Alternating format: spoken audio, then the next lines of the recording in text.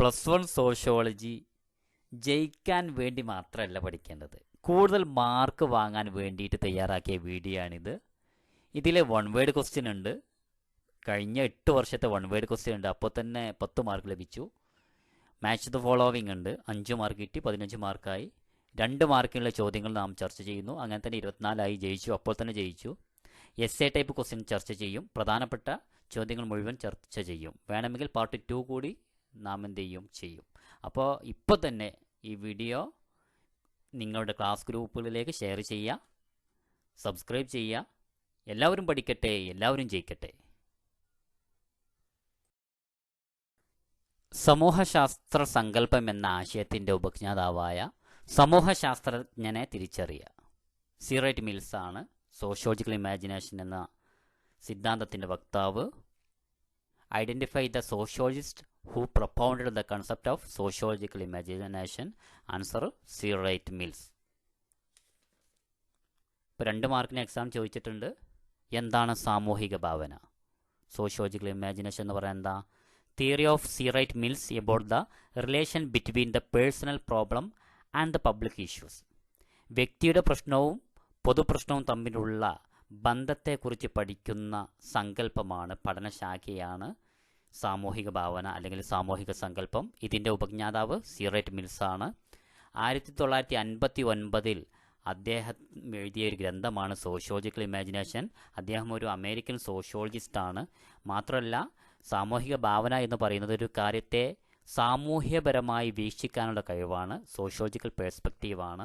മാത്രമല്ല, ഈ സമൂഹത്തെക്കുറിച്ചുള്ള വസ്തുനിഷ്ഠപരമായ നിരീക്ഷണത്തിന് ഈ വീക്ഷണം സഹായിക്കുന്നു. ഒബ്ജക്റ്റീവ് ഒബ്സർവേഷൻ ഈ വീക്ഷണം സഹായിക്കുന്നു. സീറൈറ്റ് മിൽസ് പറയുന്നുണ്ട്, വ്യക്തിയുടെ പ്രശ്നവും പൊതുപ്രശ്നവും തമ്മിലുള്ള ബന്ധത്തിന് സമൂഹത്തിൻ്റെ പശ്ചാത്തലത്തിനും പ്രാധാന്യമുണ്ട്. കാരണം എന്താ? വ്യക്തിയുടെ പല പ്രശ്നങ്ങൾക്കും കാരണം സമൂഹമാണ് എന്നാണ് ഇദ്ദേഹം അഭിപ്രായപ്പെടുന്നത്. ഉദാഹരണം പറഞ്ഞാൽ തൊഴിലില്ലായ്മ, പാർപ്പിടമില്ലായ്മ. ഇതൊരു വ്യക്തിയുടെ മാത്രം പ്രശ്നമല്ല, സമൂഹത്തിൻ്റെയും പ്രശ്നമാണ് ഒരാൾക്ക് തൊഴിലില്ലെങ്കിൽ എന്നാണ് ഇദ്ദേഹത്തിൻ്റെ അഭിപ്രായം. ഓക്കെ, ഇതുമായി ബന്ധപ്പെട്ട ഒരു ചോദ്യം ചോദിച്ചിട്ടുണ്ട്. Give an example for the relation between personal problem and public issues. ഇന്ദിരാവാസ് Yojana. ഒരു വ്യക്തിയുടെ പ്രശ്നവും പേഴ്സണൽ പ്രോബ്ലവും പൊതുപ്രശ്നവും തമ്മിലുള്ള ബന്ധത്തിന് ഉദാഹരണമായ പദ്ധതി എന്ന് എക്സാമ്പിൾ ചോദിച്ചാൽ ഇന്ദിര ആവാസ് യോജന എന്ന് എഴുതണം, അല്ലെങ്കിൽ ലക്ഷ്യം വീട് പദ്ധതി എന്ന് എഴുതണം. ക്ലിയർ അല്ലേ? ഒരിക്കൽ കൂടി, who advocated the theory of sociological imagination? Answer ഏതാ? സീറൈറ്റ് മിൽസ് ആണ്. ഓക്കെ, നിങ്ങൾക്കറിയാലോ സോഷ്യോളജിയുടെ പിതാവാരാ? August Comte. സോഷ്യോളജിയുടെ പഴയ പേരെന്താ? പറയൂ. Social physics. ക്ലിയർ അല്ലേ? കംപ്ലീറ്റ് ദ ചാർട്ട് പൂർത്തീകരിക്കുക. Ideals of French revolution. French വിപ്ലവത്തിൻ്റെ ആദർശങ്ങൾ പറഞ്ഞോ. Liberty, equality, fraternity. സ്വാതന്ത്ര്യം, സമത്വം, സാഹോദര്യം. ഫ്രഞ്ച് വിപ്ലവം നടന്ന വർഷം 1789. 789 പഠിച്ചു വെച്ചോ. 789 1789. ഓക്കെ, ഫ്രഞ്ച് വിപ്ലവവുമായി ബന്ധപ്പെട്ട ഒരു സിദ്ധാന്തമുണ്ട്, രാഷ്ട്രീയ പരമാധികാരം എന്ന സിദ്ധാന്തം ഉയർത്തിപ്പിടിച്ചു. ഫ്രഞ്ച് വിപ്ലവം ഉയർത്തിപ്പിടിച്ച സിദ്ധാന്തമാണ് രാഷ്ട്രീയ പരമാധികാരം. അതേപോലെ പൊളിറ്റിക്കൽ സോവറിറ്റി. അതേപോലെയാണ് ഫ്രഞ്ച് വിപ്ലവം കൊണ്ടുവന്നതാണ് മനുഷ്യാവകാശ പ്രഖ്യാപനം, ഡിക്ലറേഷൻ ഓഫ് ഹ്യൂമൻ റൈറ്റ്സ്. ഇതുപ്രകാരം എല്ലാ പൗരന്മാർക്കും സമത്വത്തിനുള്ള അവകാശമുണ്ടായി, സമത്വത്തിന് പ്രാധാന്യം നൽകി. അതേപോലെ വ്യക്തി സ്വാതന്ത്ര്യത്തിന് പ്രാധാന്യമുണ്ടായി, സ്വകാര്യതയ്ക്ക് പ്രാധാന്യം ലഭിച്ചു. ഇതിൻ്റെ സ്ലോഗൻ എന്താ? ഒരിക്കൽ കൂടി പറയൂ. ഫ്രഞ്ച് വിപ്ലവത്തിൻ്റെ സ്ലോഗൻ സ്വാതന്ത്ര്യം, സമത്വം, സാഹോദര്യം. ഇതിൻ്റെ ഉപജ്ഞാതാവാരാ? ഈ സ്ലോഗൻ്റെ റൂസോ. ക്ലിയർ അല്ലേ? ഫ്രഞ്ച് വിപ്ലവം നടന്ന വർഷം 1789. തെറ്റരുത്. 789. ഈ ചോദ്യം നിങ്ങൾ കണ്ടിട്ടുണ്ടോ? നോക്ക് നിങ്ങൾ, ഇത് പ്രീവിയസ് ക്വസ്റ്റ്യൻ ആണ്. എമിൽ ദുർക്കെയ്മിൻ്റെ അഭിപ്രായത്തിൽ മൃഗസമൂഹത്തിൽ നിന്നും മനുഷ്യ സമൂഹം വ്യത്യാസപ്പെട്ടിരിക്കുന്നത് പരഹിതേച്ഛയിലും ഡാഷിലുമാണ്. പരഹിതേച്ഛ എന്ന് പറഞ്ഞാൽ പരോപകാരം അല്ലെങ്കിൽ അൾട്രോയിസം. ഇവിടുത്തെ ആൻസർ സഹകരണത്തിലുമാണ്. Okay, Emile Durkheim emphasised altruism and cooperation as the distinctive nature of human world from animal life. മനുഷ്യനെ മൃഗങ്ങളിൽ നിന്ന് വേർതിരിക്കുന്നത് എന്താ? പരോപകാരമാണ്. അൾട്രോയിസവും അതേപോലെ കോഓപ്പറേഷനുമാണ്, സഹകരണം. ക്ലിയർ അല്ലേ? അൾട്രോയിസവുമായി ബന്ധപ്പെട്ട വ്യക്തി എമിൽ ദുർക്കെയ്ം. അദ്ദേഹത്തിൻ്റെ പ്രധാനപ്പെട്ട കൃതികൾ നോക്കാം, എക്സാമിന് ചോദിച്ച കൃതികൾ നോക്കാം. Division of labour in society പഠിച്ചില്ലേ? Division of labour in society, rules of sociological method, suicide, the elementary forms of religious life. 4 പഠിച്ചു വെച്ചോ ഇപ്പോൾ തന്നെ. Division of labour in society, rules of sociological method, suicide, the elementary forms of religious life. മാത്രമല്ല ഈ എമിൽ ദുർക്കെയ്ം സമൂഹത്തെ ഒരു social ഫാക്റ്റായിട്ടാണ് കണ്ടത്, സാമൂഹിക വസ്തുതയായിട്ടാണ് കണ്ടത്. അപ്പോൾ തൊഴിൽ വിഭജനം എന്നുള്ള ചോദ്യം, തൊഴിൽ വിഭജനം ആരുമായി ബന്ധപ്പെട്ടിരിക്കുന്നു? എമിൽ ദുർക്കെയ്ം. ഇനി സോഷ്യൽ സോളിഡാരിറ്റി ആരുമായി ബന്ധപ്പെട്ടിരിക്കുന്നു? എമിൽ ദുർക്കെയ്ം. സോഷ്യൽ സോളിഡാരിറ്റിയിൽ യാന്ത്രിക ഐക്യദാർഢ്യവും ജൈവിക ഐക്യദാർഢ്യവും താരതമ്യം ചെയ്യാനുണ്ടാവും. ഓർഗാനിക് സോളിഡാരിറ്റി ആൻഡ് എന്താ ഇത് പിന്നെ പ്രധാനപ്പെട്ട ചോദ്യമാണ്. യാന്ത്രിക ഐക്യദാർഢ്യവും ജൈവിക ഐക്യദാർഢ്യവും താരതമ്യം ചെയ്യാൻ എക്സാമിന് എന്തായാലും ഉണ്ടാവും, അത് പഠിച്ചു വെക്കണം.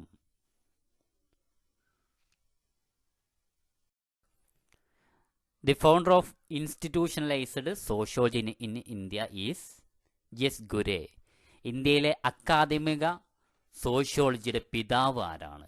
J.S. ഗുരെയാണ് ആൻസർ. ഇന്ത്യയിലെ സ്ഥാപനവൽകൃത സമൂഹശാസ്ത്രത്തിൻ്റെ പിതാവാണ് J.S. ഗുരെ. ഇതുമായി ബന്ധപ്പെട്ട എക്സാമിന് ചോദിച്ചൊരു ചോദ്യമാണ് J.S. ഗുരുവുമായി ബന്ധപ്പെട്ട. അദ്ദേഹത്തിൻ്റെ ഗ്രന്ഥം ഏതാണ്? Caste and race in India. Caste and race in India, ഇന്ത്യയിലെ ജാതിയും വംശവും. മാത്രമല്ല അദ്ദേഹം 1951 ഇന്ത്യൻ സോഷ്യോളജിക്കൽ സൊസൈറ്റി സ്ഥാപിച്ചു. എക്സാമിന് ചോദിച്ചിട്ടുണ്ട്. ഇന്ത്യൻ സോഷ്യോളജിക്കൽ സൊസൈറ്റി സ്ഥാപിച്ചത് ആരാണ്? ആരാണ്? J.S. ഗുരെയാണ്. ഇന്ത്യൻ സോഷ്യോളജിക്കൽ സൊസൈറ്റി സ്ഥാപിച്ചത് ആരാ? J.S. ഗുരെയാണ്. Who was the founder of the Indian sociological society? J.S. Ghurye. മറ്റൊരു ചോദ്യം, Indian sociologist who made famous studies on caste and race. ഇന്ത്യയിലെ ജാതിയും വംശത്തെക്കുറിച്ച് പഠനം നടത്തിയ വ്യക്തി ആരാണ്? J.S. ഗുരെയാണ്. J.S. ഗുരെ. സോഷ്യോളജിക്കൽ ബുള്ളറ്റിൻ എന്ന ജേണൽ ആരംഭിച്ചത് ആരാ? J.S. ഗുരെ. സോഷ്യോളജിക്കൽ ബുള്ളറ്റിൻ എന്ന ജേണൽ ആരംഭിച്ചതും J.S. ഗുരെയാണ്. ഇനി അതുമായി ബന്ധപ്പെട്ട ഒരു ചോദ്യമാണ് ജാതിയുടെ നിർവചനം. J.S. ഗുരുവുമായി ബന്ധപ്പെട്ട പ്രധാനപ്പെട്ട ഒരു ചോദ്യമാണ് ഡെഫിനിഷൻ ഓഫ് കാസ്റ്റ്. 6 സവിശേഷതയുണ്ട്, പഠിച്ചു വെക്കണം. ഷുവറാണ്, എക്സാമിനുണ്ടാവും. 6 സവിശേഷതയുണ്ട്. ഖണ്ഡവിഭജനം, ശ്രേണിബന്ധമായ വിഭജനം, സാമൂഹ്യമായ പരസ്പര പ്രവർത്തനത്തിനുമേലുള്ള നിയന്ത്രണങ്ങൾ, വ്യത്യസ്ത അവകാശങ്ങളും കടമകളും, തൊഴിൽ തിരഞ്ഞെടുക്കുന്നതിനുള്ള നിയന്ത്രണങ്ങൾ, വിവാഹത്തിന്മേലുള്ള നിയന്ത്രണങ്ങൾ. ഈ 6 കാര്യങ്ങൾ പഠിച്ചു വെക്കണം. അതിലുള്ള പോയിന്റുകളും പഠിച്ചു വെക്കണം. നിർബന്ധമാണ്, എക്സാമിനുണ്ടാവും.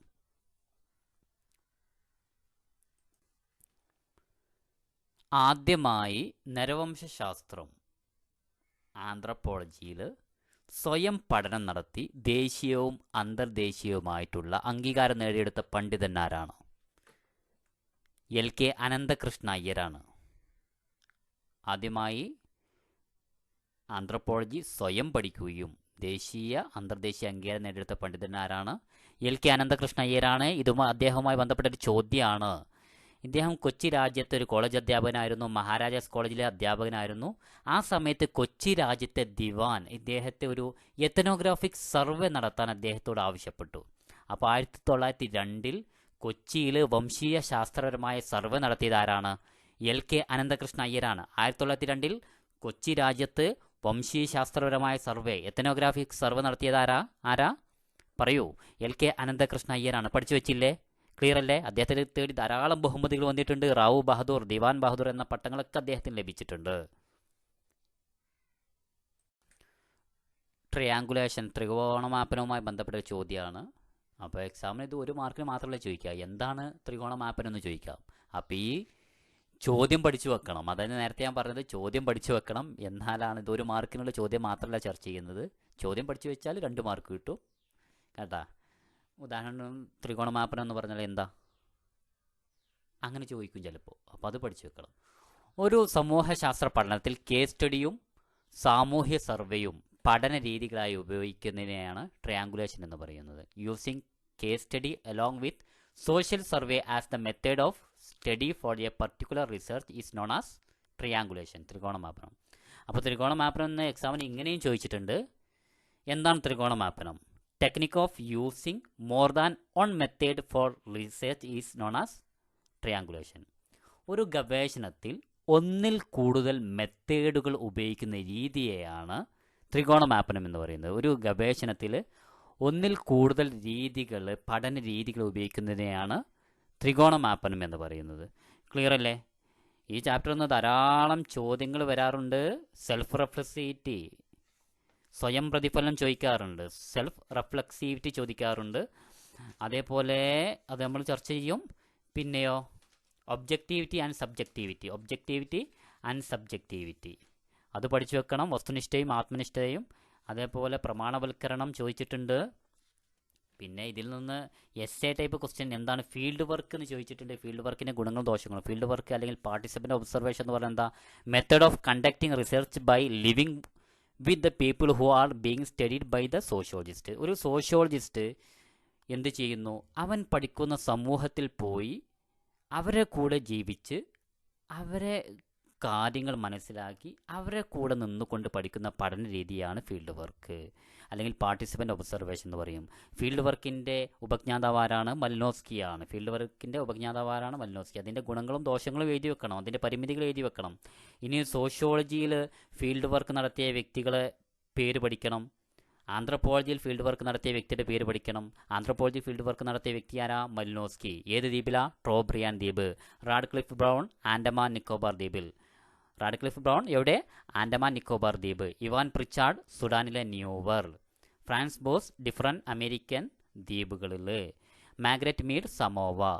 Clifford Geertz Bali. ഓക്കെ, ഒരിക്കൽ കൂടി പറയാം. മലിനോസ്കി എവിടെയാ? ട്രോബ്രിയാൻ ദ്വീപ്.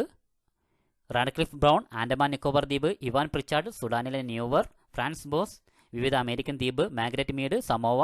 Clifford Geertz Bali. ഇനി സോഷ്യോളജിയിൽ ഫീൽഡ് വർക്ക് നടത്തിയ വ്യക്തിയാണ് എം.എൻ. ശ്രീനിവാസ്. അതുമായി ബന്ധപ്പെട്ട അദ്ദേഹത്തിൻ്റെ ഗ്രന്ഥമാണ് ദി റിമെമ്പേർഡ് വില്ലേജ്. എവിടെയാണ് അദ്ദേഹം പഠനം നടത്തിയത്? മൈസൂരിലെ രാംപുര വില്ലേജ്. മൈസൂരിലെ രാംപുര വില്ലേജിൽ പഠനം നടത്തിയ ഗവേഷകനാണ് എം.എൻ. ശ്രീനിവാസ്. ഇനി എസ്.സി. ദുബൈയുടെ ഗ്രന്ഥമാണ് ഇന്ത്യൻ വില്ലേജ്. തെറ്റരുത്, എം.എൻ. ശ്രീനിവാസിൻ്റെ ഗ്രന്ഥം the remembered village. S C. Dube Indian village. Indian Dube എന്നാണ് പഠിച്ചു വെച്ചോ. Indian Dube. S C. Dube Indian village. M N. Srinivas the remembered village. William Wiser and Charlotte Wiser behind mud walls. അവരുടെ ഗ്രന്ഥമാണ് ബിഹൈൻഡ് മഡ് വാൾസ് എന്ന ഗ്രന്ഥം എഴുതിയത് William and Charlotte Wiser. Jajmani സമ്പ്രദായം, കുടിയായ്മയെക്കുറിച്ച് ഗ്രന്ഥം എഴുതിയ വ്യക്തിയാണ് വില്യം വൈസർ. എക്സാമിന് ചോദിച്ച ചോദ്യമാണ്, പഠിച്ചു വെച്ചോ. സ്ട്രീറ്റ് കോർണർ സൊസൈറ്റി എന്ന ഗ്രന്ഥം എഴുതിയത് വില്യം ഫൂട്ട് വെയ്റ്റ്. മാനുഫാക്ചറിംഗ് കൺസൾട്ടൻ്റായി ചിക്കാഗോ ഫാക്ടറിയിൽ ജോലി ചെയ്ത വ്യക്തിയാണ് മൈക്കിൾ ബുറാവെ. ഓക്കെ, ക്ലിയർ അല്ലേ? ഇനി സർവേ പഠിക്കണം. എസ്സേ ടൈപ്പ് ചോദ്യമാണ്. സർവേ പഠിക്കണം.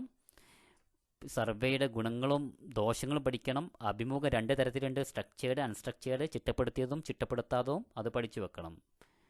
ഓക്കെ,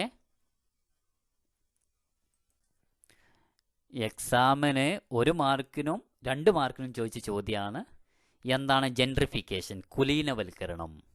താഴ്ന്ന വർഗത്തിൽപ്പെട്ട ഒരു അയൽപ്പക്കം മധ്യവർഗമായോ ഉപരിവർഗമായോ പരിവർത്തനം ചെയ്യുന്ന പ്രക്രിയയാണ് കുലീനവൽക്കരണം എന്ന് പറയപ്പെടുന്നത്. ഓക്കെ, ചോദ്യം നോക്കാം. Choose the most appropriate term to refer to the process of conversion of previously lower class neighborhood into a middle and upper middle class. എന്താ? ജെൻട്രിഫിക്കേഷൻ ആണ്. അപ്പോൾ താഴ്ന്ന വിഭാഗത്തിൽപ്പെട്ട ഒരു സമൂഹം മധ്യവർഗമായോ ഉപരിവർഗമായോ പരിവർത്തനം ചെയ്യുന്നതിനെയാണ് കുലീനവൽക്കരണം അല്ലെങ്കിൽ ജെൻട്രിഫിക്കേഷൻ എന്ന് പറയുക. ഇത് നഗരപ്രദേശങ്ങളിൽ കാണുന്ന ഒരു പ്രതിഭാസമാണ്. ഭൂമി വില വർദ്ധിക്കുമ്പോൾ താഴ്ന്ന വിഭാഗത്തിൽപ്പെട്ടവർ അതിൽ നിന്ന് ലാഭം ഉണ്ടാക്കി അങ്ങനെ അവർ ഉയർന്ന സ്ഥാനത്തെത്തുന്നു, മധ്യവർഗമായോ ഉയർന്ന വർഗമായോ മാറുന്നു. 2 മാർക്ക് കിട്ടിയില്ലേ? ഗേറ്റഡ് കമ്മ്യൂണിറ്റി എക്സാമിൽ ചോദിക്കും. ബന്ധിത സമുദായം പഠിച്ചു വെക്കണം. ഏക സമുദായവൽക്കരണം, കൊട്ടവൽക്കരണം അല്ലെങ്കിൽ കൊട്ടൈസേഷൻ, ഇതൊക്കെ നഗരവൽക്കരണവുമായി ബന്ധപ്പെട്ട പദങ്ങളാണ്, ടേംസുകളാണ്. ചർച്ച ചെയ്യാം നമുക്ക്. ഭൂതകാലവുമായി ബന്ധം നിലനിർത്തുകയും വർത്തമാനകാലവുമായി പൊരുത്തപ്പെടുകയും ചെയ്ത് പരിണമിക്കുന്നതിനെയാണ് D.P. മുഖർജി ജൈവ പാരമ്പര്യം എന്ന് വിളിക്കുന്നത്. Living tradition. അപ്പോൾ ലിവിങ് ട്രഡീഷൻ ആരുമായി ബന്ധപ്പെട്ടിരിക്കുന്നു? DP മുഖർജിയുമായി ബന്ധപ്പെട്ടിരിക്കുന്നു. അങ്ങനെയും എക്സാമിന് ചോദിച്ചിട്ടുണ്ട്. ഭൂതകാലവുമായി ബന്ധം നിലനിർത്തുകയും, ചോദ്യം കൂടി പഠിച്ചു വെക്കണേ, ഭൂതകാലവുമായി ബന്ധം നിലനിർത്തുകയും വർത്തമാനകാലവുമായി പൊരുത്തപ്പെടുകയും ചെയ്ത് പരിണമിക്കുന്നതിനെയാണ് ജൈവ പാരമ്പര്യം എന്ന് DP മുഖർജി വിളിക്കുന്നത്. It is maintaining its links with the past but also adapting to the present and thus involving over time. DP Mukherjee is termed it as living tradition.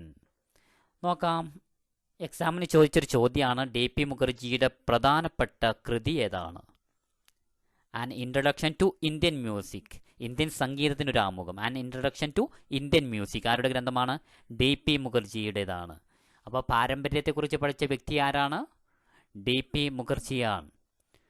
Indian പാരമ്പര്യത്തിൻ്റെ 3 പരിവർത്തന ഘട്ടങ്ങളുണ്ട് എന്ന് പറയുന്നുണ്ട്. ശ്രുതി, സ്മൃതി, അനുഭവ. ഇന്ത്യൻ പാരമ്പര്യത്തിന് 3 പരിവർത്തന ഘട്ടങ്ങളുണ്ട്: ശ്രുതി, സ്മൃതി, അനുഭവ. ചിലപ്പോൾ ചോദിക്കാം, ശ്രുതി ആരുമായി ബന്ധപ്പെട്ടിരിക്കുന്നു? DP Mukherjee.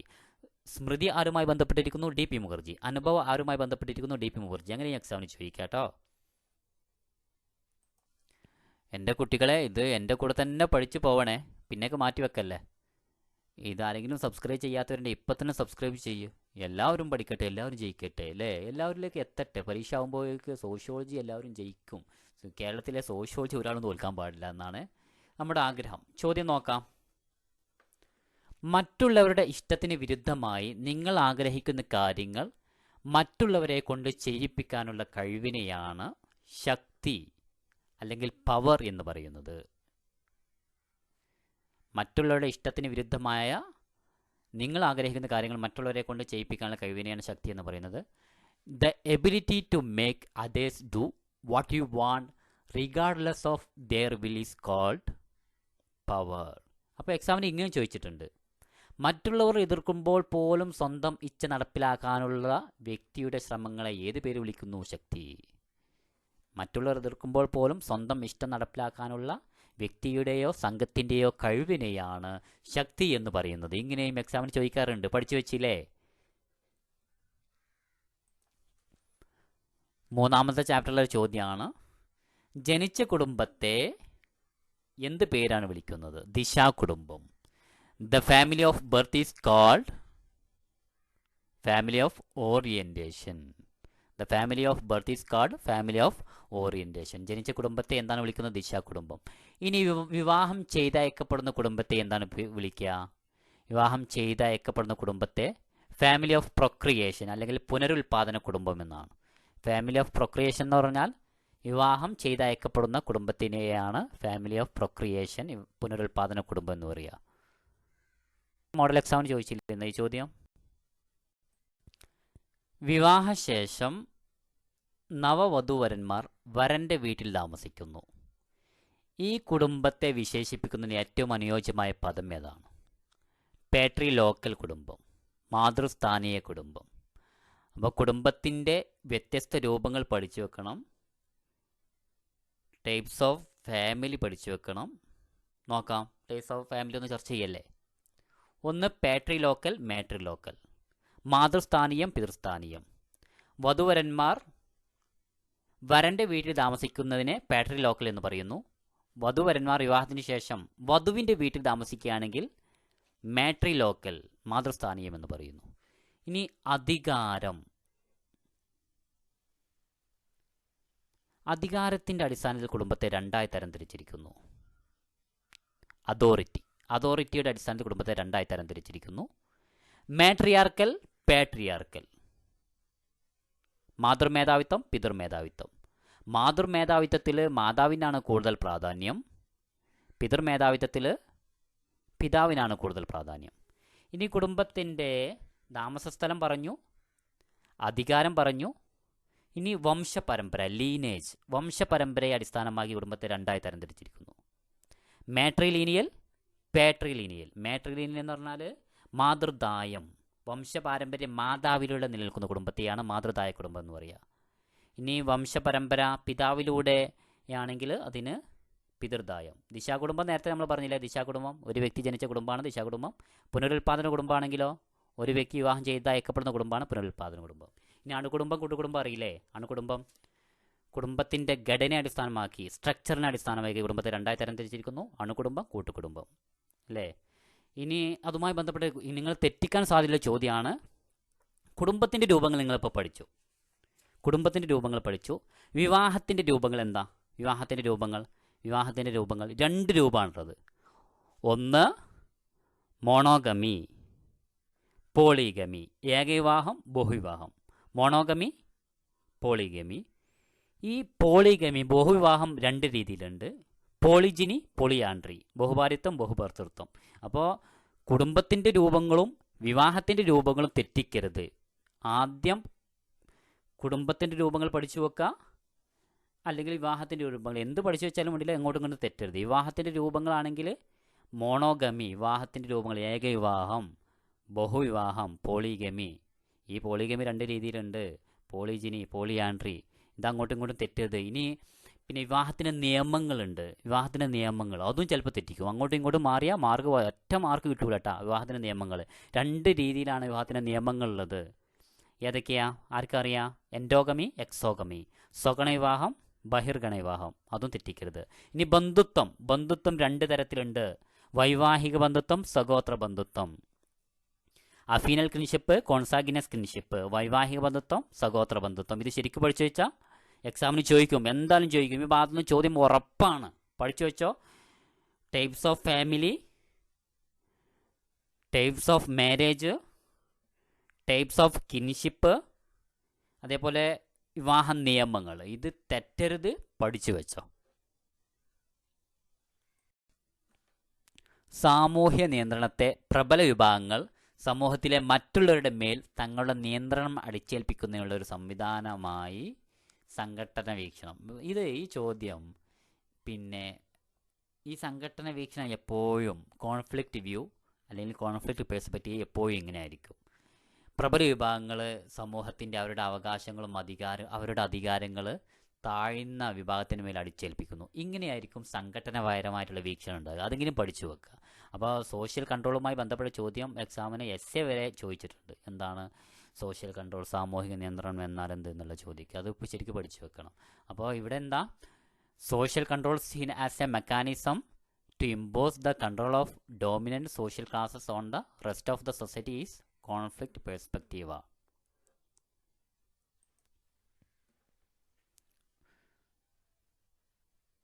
Complete the chart പൂർത്തീകരിക്കാനുള്ളത് മാക്സ് വെബർ തന്നിട്ടുണ്ട്, എമിൽ ദുർക്കേം തന്നിട്ടുണ്ട്. ഇതിൽ മാക്സ് വെബറുമായി ബന്ധപ്പെട്ടതാണ് ഐഡിയൽ ടൈപ്പ്, ആദർശ മാതൃക. അതേപോലെ മാക്സ് വെബറുമായി ബന്ധപ്പെട്ടതാണ് ബ്യൂറോക്രസി, ഉദ്യോഗസ്ഥ വൃന്ദം. എമിൽ ദുർക്കേമുമായി ബന്ധപ്പെട്ട അദ്ദേഹത്തിൻ്റെ കൃതിയാണ് division of labour in society. നേരത്തെ ഞാൻ പഠിച്ചില്ലേ, division of labour in society.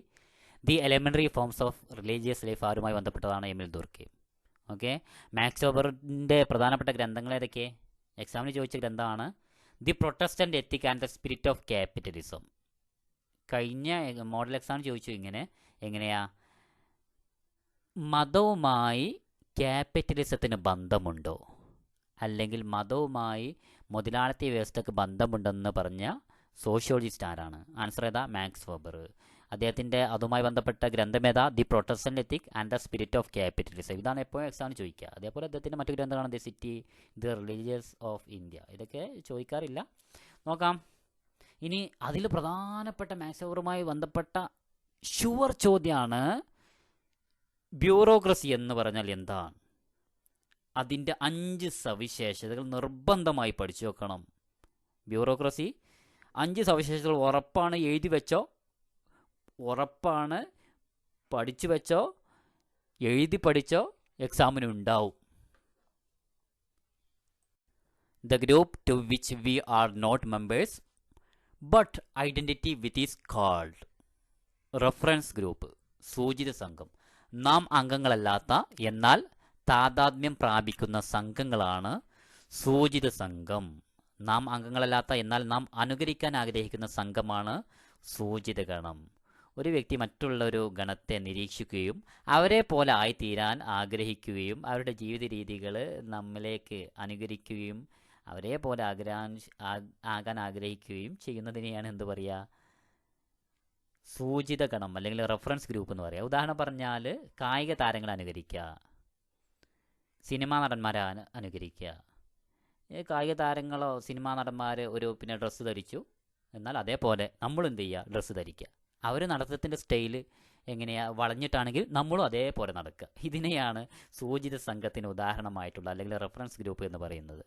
നാം അംഗങ്ങളല്ലാത്ത എന്നാൽ നാം അനുകരിക്കാൻ, അതേപോലെയാകാൻ ആഗ്രഹിക്കുന്ന സംഘമാണ് സൂചിത ഗണം. ഇതുമായി ബന്ധപ്പെട്ട ചോദ്യം എസ് എ ടൈപ്പ് ക്വസ്റ്റ്യൻ ഇപ്പോൾ തന്നെ പഠിച്ചു വെച്ചോ. What is social group? എന്താണ് സാമൂഹിക സംഘം? Different types of social group, വ്യത്യസ്ത തരത്തിലുള്ള സോഷ്യൽ സംഘങ്ങൾ, സാമൂഹിക ഗണങ്ങൾ ഏതൊക്കെയൊന്ന് പറഞ്ഞു നോക്ക്. പ്രാഥമികവും ദ്വിതീയവുമായിട്ടുള്ള സാമൂഹിക സംഘം, പ്രൈമറി ആൻഡ് സെക്കൻഡറി ഗ്രൂപ്പ്, പിന്നെ കമ്മ്യൂണിറ്റി ആൻഡ് സൊസൈറ്റി, സമുദായവും സമൂഹവും, in group and out group, സ്വഗണവും അന്യഗണവും, റെഫറൻസ് ഗ്രൂപ്പ്, സൂചിത ഗണം, സമപ്രായക്കാരുടെ സംഘം, പിയർ ഗ്രൂപ്പ്. ഇതൊക്കെ പഠിച്ചു വെക്കണം. അതേപോലെ തന്നെ ആ ചാപ്റ്ററിലുള്ള മറ്റൊരു എസ്സേക്ക് വരാവുന്ന ചോദ്യമാണ് സോഷ്യൽ സ്ട്രാറ്റിഫിക്കേഷൻ, സാമൂഹിക ശ്രേണീകരണം. സാമൂഹിക ശ്രേണീകരണം 4 തരത്തിലുണ്ട്. ഒന്ന് സ്ലാവറി, അടിമത്തം, മറ്റൊന്ന് കാസ്റ്റ്, ജാതി, എസ്റ്റേറ്റ്, അതേപോലെ വർഗം, ക്ലാസ്. ഇത് പഠിച്ചു വെക്കണം, എക്സാമിനുണ്ടാവും. സോഷ്യൽ സ്ട്രാറ്റിഫിക്കേഷൻ എന്ന് പറഞ്ഞാൽ, സാമൂഹിക ശ്രേണീകരണം എന്ന് പറഞ്ഞാൽ സമൂഹത്തിലെ ഗ്രൂപ്പുകൾക്കിടയിൽ നിലനിൽക്കുന്ന ഘടനാപരമായ അസമത്വമാണ് സാമൂഹിക ശ്രേണീകരണം. സാമൂഹിക ശ്രേണീകരണം 4 തരത്തിലുണ്ട്. ഒന്ന് അടിമത്തം, എസ്റ്റേറ്റ്, ജാതി, വർഗം. ജാതിയും വർഗവും താരതമ്യം ചെയ്യാനും എഴുതണം, അതും കൂടി എഴുതി വെക്കണം, എന്നാലേ 8 മാർക്ക് ലഭിക്കുകയുള്ളൂ.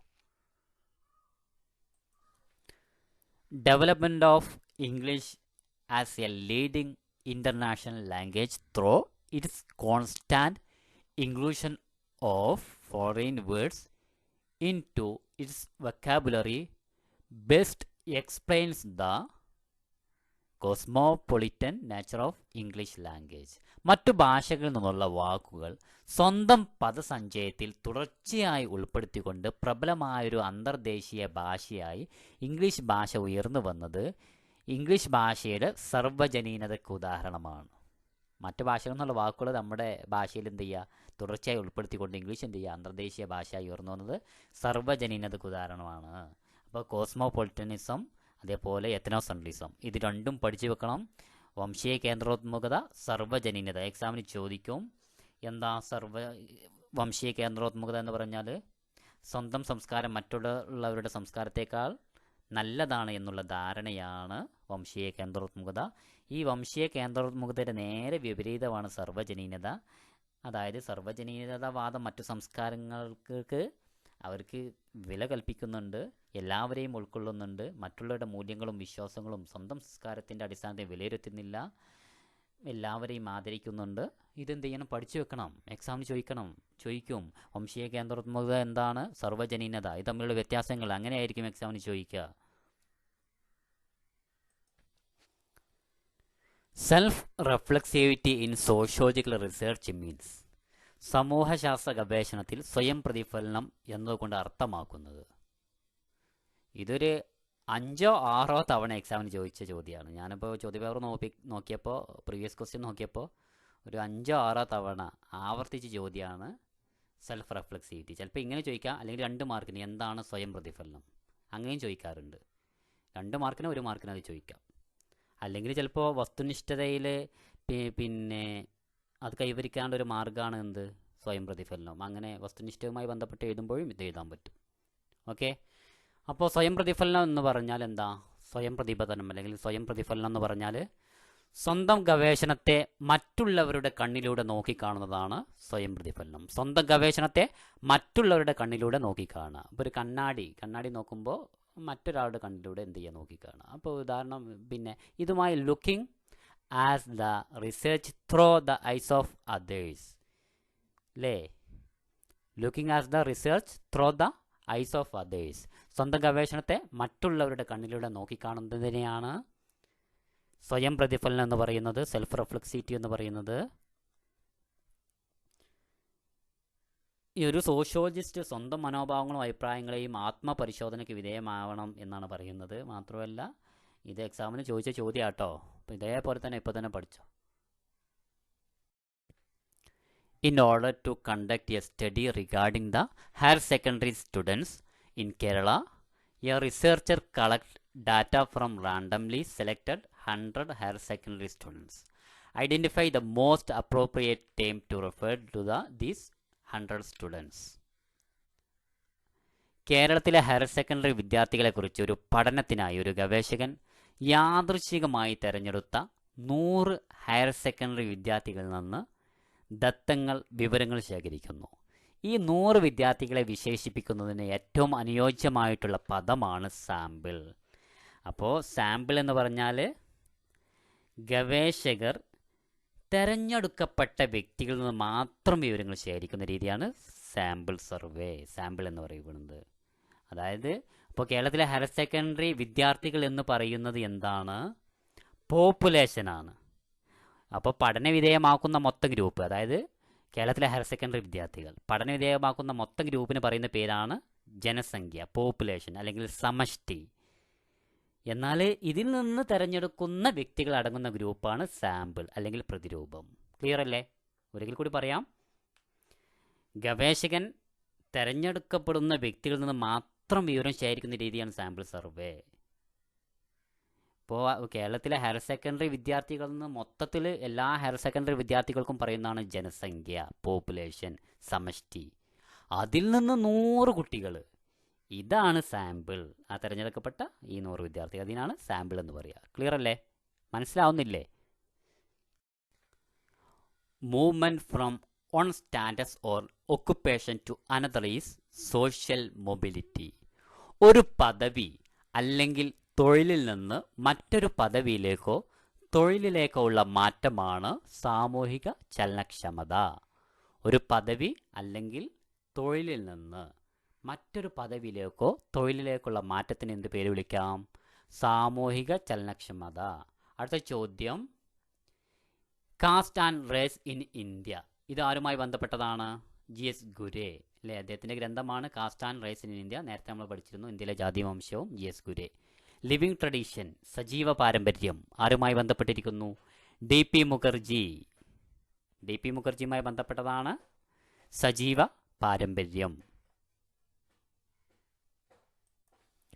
The process by which we learn to become members of society is socialization. നാം സമൂഹത്തിലെ ഒരു അംഗമായി തീരുന്ന പ്രക്രിയയാണ് സോഷ്യലൈസേഷൻ. എക്സാമിന് എസ്സെ ഉറപ്പിച്ചോ. What is socialisation and agencies of socialisation. അല്ലെങ്കിൽ എക്സാമിന് ചോദിക്കാം, പിന്നെ മിഡ്നാപൂരിലെ ഗുഹയിൽ കണ്ടെത്തിയ കുട്ടി എന്തിനുദാഹരണമാണ്? അതുമായി ബന്ധപ്പെട്ട നിങ്ങളുടെ കാഴ്ചപ്പാട് എഴുതുക. അപ്പോൾ സോഷ്യലൈസേഷനെ കുറിച്ചാണ് നിങ്ങൾ എഴുതേണ്ടത്, അതിൻ്റെ ഏജൻസികളെ കുറിച്ചാണ് നിങ്ങൾ എഴുതേണ്ടത്. അപ്പോൾ നാം സമൂഹത്തിലൊരു അംഗമായി തീരുന്ന പ്രക്രിയയാണ് സോഷ്യലൈസേഷൻ. ഇതിൻ്റെ ഡെഫിനേഷൻ പഠിച്ചോ. നാം സമൂഹത്തിലൊരു അംഗമായി തീരുന്ന പ്രക്രിയയാണ് സോഷ്യലൈസേഷൻ. ചിലപ്പോൾ സാമൂഹീകരണം എന്നായിരിക്കും, ചിലപ്പോൾ സാമൂഹിക വൽക്കരണം എന്നായിരിക്കും. തെറ്റാൻ പാടില്ല. സാമൂഹീകരണം എന്ന് പറഞ്ഞാലും സാമൂഹിക വൽക്കരണം എന്ന് പറഞ്ഞാലും സോഷ്യലൈസേഷൻ എന്ന് പറഞ്ഞാലൊക്കെ ഒന്നാണ്. It's A life long process. ഇത് ആജീവനാന്ത പ്രക്രിയയാണ് സാമൂഹിക വൽക്കരണം. ഓക്കെ, 4ാമത്തെ ചോദ്യം. അടുത്ത ചോദ്യം നോക്കാം. വീണ്ടും വന്നു ആത്മപ്രതിഫലനം, സ്വയം പ്രതിഫലനം, സെൽഫ് റിഫ്ലെക്സിവിറ്റി. വീണ്ടും വന്നു. മറ്റൊരാളുടെ കാഴ്ചപ്പാടിൽ നിന്നുകൊണ്ട് സ്വന്തം ഗവേഷണത്തെ നോക്കിക്കാണുന്ന രീതിയാണ് ആത്മപ്രതിഫലനം, സെൽഫ് റിഫ്ലെക്സിവിറ്റിയിലെ. The researcher trying to look at his or her research through the eyes of other is called self reflexivity. ഇത് പഠിച്ച ചോദ്യമാണല്ലോ. ഈ ചോദ്യമൊക്കെ നന്നായി പഠിക്കുന്ന കുട്ടികൾക്കാണ് ഇത് കിട്ടുകയുള്ളൂ. എല്ലാ ഭാഗങ്ങളും നോക്കിയ കുട്ടികൾക്ക് മാത്രമേ കിട്ടുള്ളൂ. അതാണ് നമ്മൾ പിന്നെ എല്ലാവരും പഠിക്കാൻ വേണ്ടി, എല്ലാവർക്കും നല്ല മാർക്ക് ലഭിക്കാൻ വേണ്ടിയിട്ട് ഈ ചാനലിലൂടെ നിങ്ങൾക്ക് മുമ്പിൽ അവതരിപ്പിക്കുന്നത്. സ്വന്തം താല്പര്യത്തിന് അതീതമായി മറ്റുള്ളവർക്ക് വേണ്ടി പ്രവർത്തിക്കുന്ന രീതിയാണ് അൾട്രോയിസം എന്ന് പറയുന്നത്. The way it works for others beyond their own interest is altruism. പരോപകാരം. നേരത്തെ ചർച്ച ചെയ്ത ചോദ്യം തന്നെയാണ്. സ്വന്തം താല്പര്യത്തെക്കാൾ മുകളിൽ മറ്റുള്ളവർക്ക് വേണ്ടി പ്രവർത്തിക്കുക, ഇതിനാണ് പരോപകാരം എന്ന് പറയുക. ഇത്രയേ ഉള്ളൂ. ഇതിൻ്റെ അൾട്രോയിസത്തിന് ഉപജ്ഞാതാവ് ആരാ? എമിൽ ദുർക്കി. പഠിച്ചതാണല്ലോ. ഈ ചോദ്യം അതേപോലെ തന്നെ നല്ലൊരു ചോദ്യമാണ്.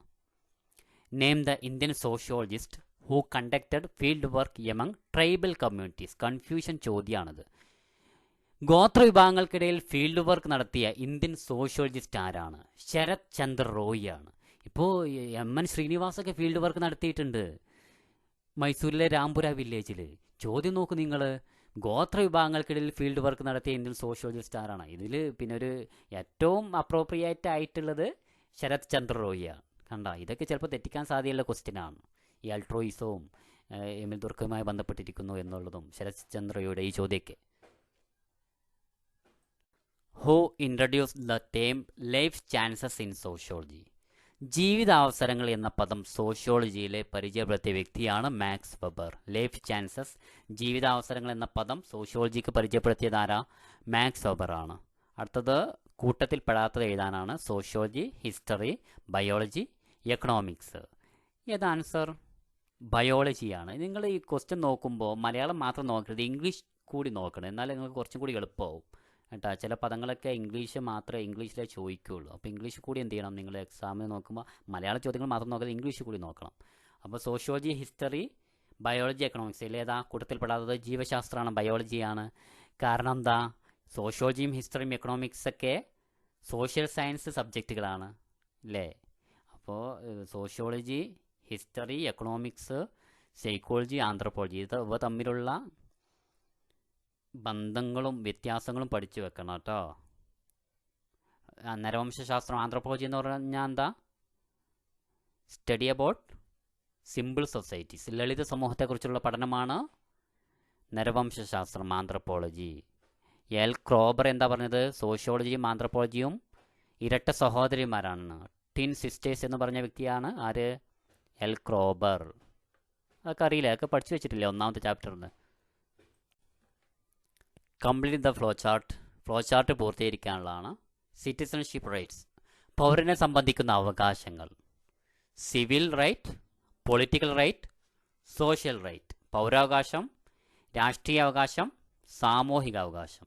സിവിൽ റൈറ്റിൽ പെടുന്ന കാര്യമാണ്, പൗരാവകാശത്തിൽ പെടുന്ന കാര്യമാണ് ഏത്?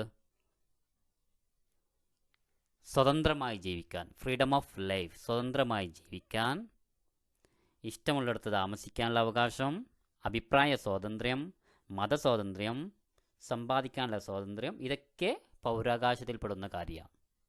സ്വതന്ത്രമായി ജീവിക്കാൻ മതസ്വാതന്ത്ര്യം, അഭിപ്രായ സ്വാതന്ത്ര്യം, സമ്പാദിക്കാനുള്ള സ്വാതന്ത്ര്യം, ഇതൊക്കെ പൗരാവകാശത്തിൽപ്പെടുന്ന കാര്യമാണ്. ഇനി രാഷ്ട്രീയ അവകാശം. രാഷ്ട്രീയ അവകാശത്തിൽപ്പെടുന്ന കാര്യമാണ് തെരഞ്ഞെടുപ്പിൽ മത്സരിക്കാൻ, പാർട്ടിസിപ്പേഷൻ ഇൻ ഇലക്ഷൻ. തെരഞ്ഞെടുപ്പിൽ മത്സരിക്കാനും തെരഞ്ഞെടുപ്പിൽ പങ്കെടുക്കാനും പൊതുസ്ഥാനങ്ങളിലേക്ക് മത്സരിക്കാനുമുള്ള അവകാശമൊക്കെ ഏതിൽപ്പെടുന്നതാ? രാഷ്ട്രീയ അവകാശത്തിൽപ്പെടുന്നതാണ്. ഇനി സാമൂഹിക അവകാശം എന്താ? സാമൂഹിക അവകാശം എന്ന് പറഞ്ഞാൽ എന്താ? ഓരോ വ്യക്തിക്കും ഏറ്റവും ചുരുങ്ങിയ നിലവാരത്തിൽ സാമ്പത്തിക പുരോഗതിയും സുരക്ഷയും അനുഭവിക്കാനുള്ള അവകാശം. സാമ്പത്തിക പുരോഗതിയും സുരക്ഷയും ഉണ്ടാകാനുള്ള വിശേഷ അവകാശത്തെയാണ് സാമൂഹിക അവകാശം എന്ന് പറയുന്നത്.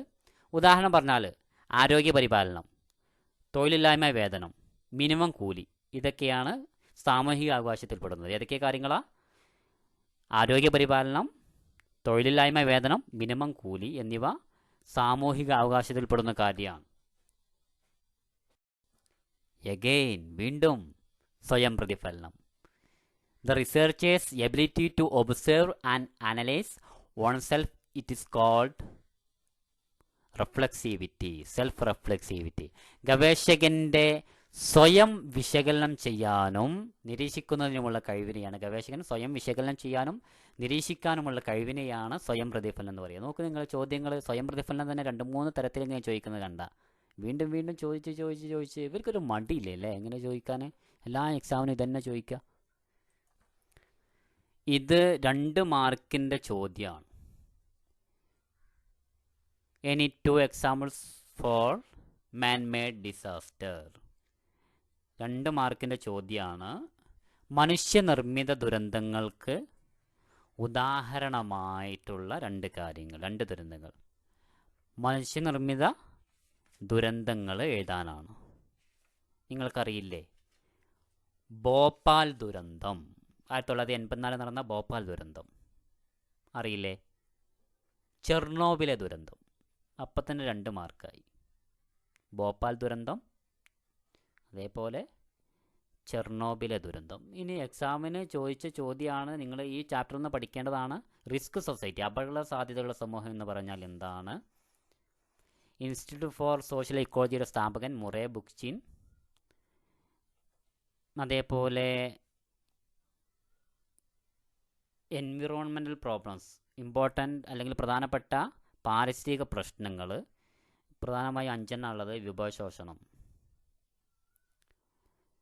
മലിനീകരണം, പൊല്യൂഷൻ. മലിനീകരണം തന്നെ 2-3 തരത്തിലുണ്ട്. വായു മലിനീകരണം എയർ പൊല്യൂഷൻ, വാട്ടർ മലിനീകരണം ജല പൊല്യൂഷൻ, ജലമലിനീകരണം, അതേപോലെ ശബ്ദ മലിനീകരണം സൗണ്ട് പൊല്യൂഷൻ. ഇതൊക്കെ എഴുതണം. പിന്നെ അതിൽപ്പെടുന്ന ഒരു എസ് എ ആ വിഭാഗത്തിൽപ്പെടുന്നതാണ് ആഗോളതാപനം, ഗ്ലോബൽ വാർമിംഗ് എന്താണെന്ന് എഴുതണം. ഇനി ജനിതക മാറ്റം വരുത്തിയ ജീവജാലങ്ങൾ എഴുതണം. അതേപോലെ പ്രകൃതിദത്തവും മനുഷ്യനിർമ്മിതമായ ദുരന്തങ്ങൾ, നാച്ചുറൽ ആൻഡ് മാൻമെയ്ഡ് ഡിസാസ്റ്റർ. ഇത് 5 കാര്യങ്ങൾ ഉൾപ്പെട്ടാലാണ് ഇനി എസ്സേക്ക് മാർക്ക് കിട്ടുക. കേട്ടാ, മനസ്സിലായോ? നിങ്ങൾക്ക് പറയുന്നത് മനസ്സിലാണില്ലേ? പ്രധാനപ്പെട്ട പാരിസ്ഥിതിക പ്രശ്നങ്ങൾ എസ്സേക്ക് ചോദിക്കുന്ന ആ എസ്സേയിൽ 5 കാര്യങ്ങൾ ഉൾക്കൊള്ളണമെന്ന്. ഒന്ന് വിഭവശോഷണം, മലിനീകരണം, ആഗോളതാപനം, ജനിതക മാറ്റം വരുത്തിയ ജീവജാലങ്ങൾ, പ്രകൃതിദത്തവും മനുഷ്യനിർമ്മിതമായ ദുരന്തങ്ങൾ. ഈ 5 കാര്യങ്ങൾ അതിൽ ഉൾക്കൊള്ളണം, എന്നാലേ 8 മാർക്ക് ലഭിക്കുള്ളൂ. ഇൻസ്റ്റിറ്റ്യൂട്ട് ഫോർ സോഷ്യൽ ഇക്കോളജിയുടെ സ്ഥാപകൻ മുറേ ബുക്ചിൻ.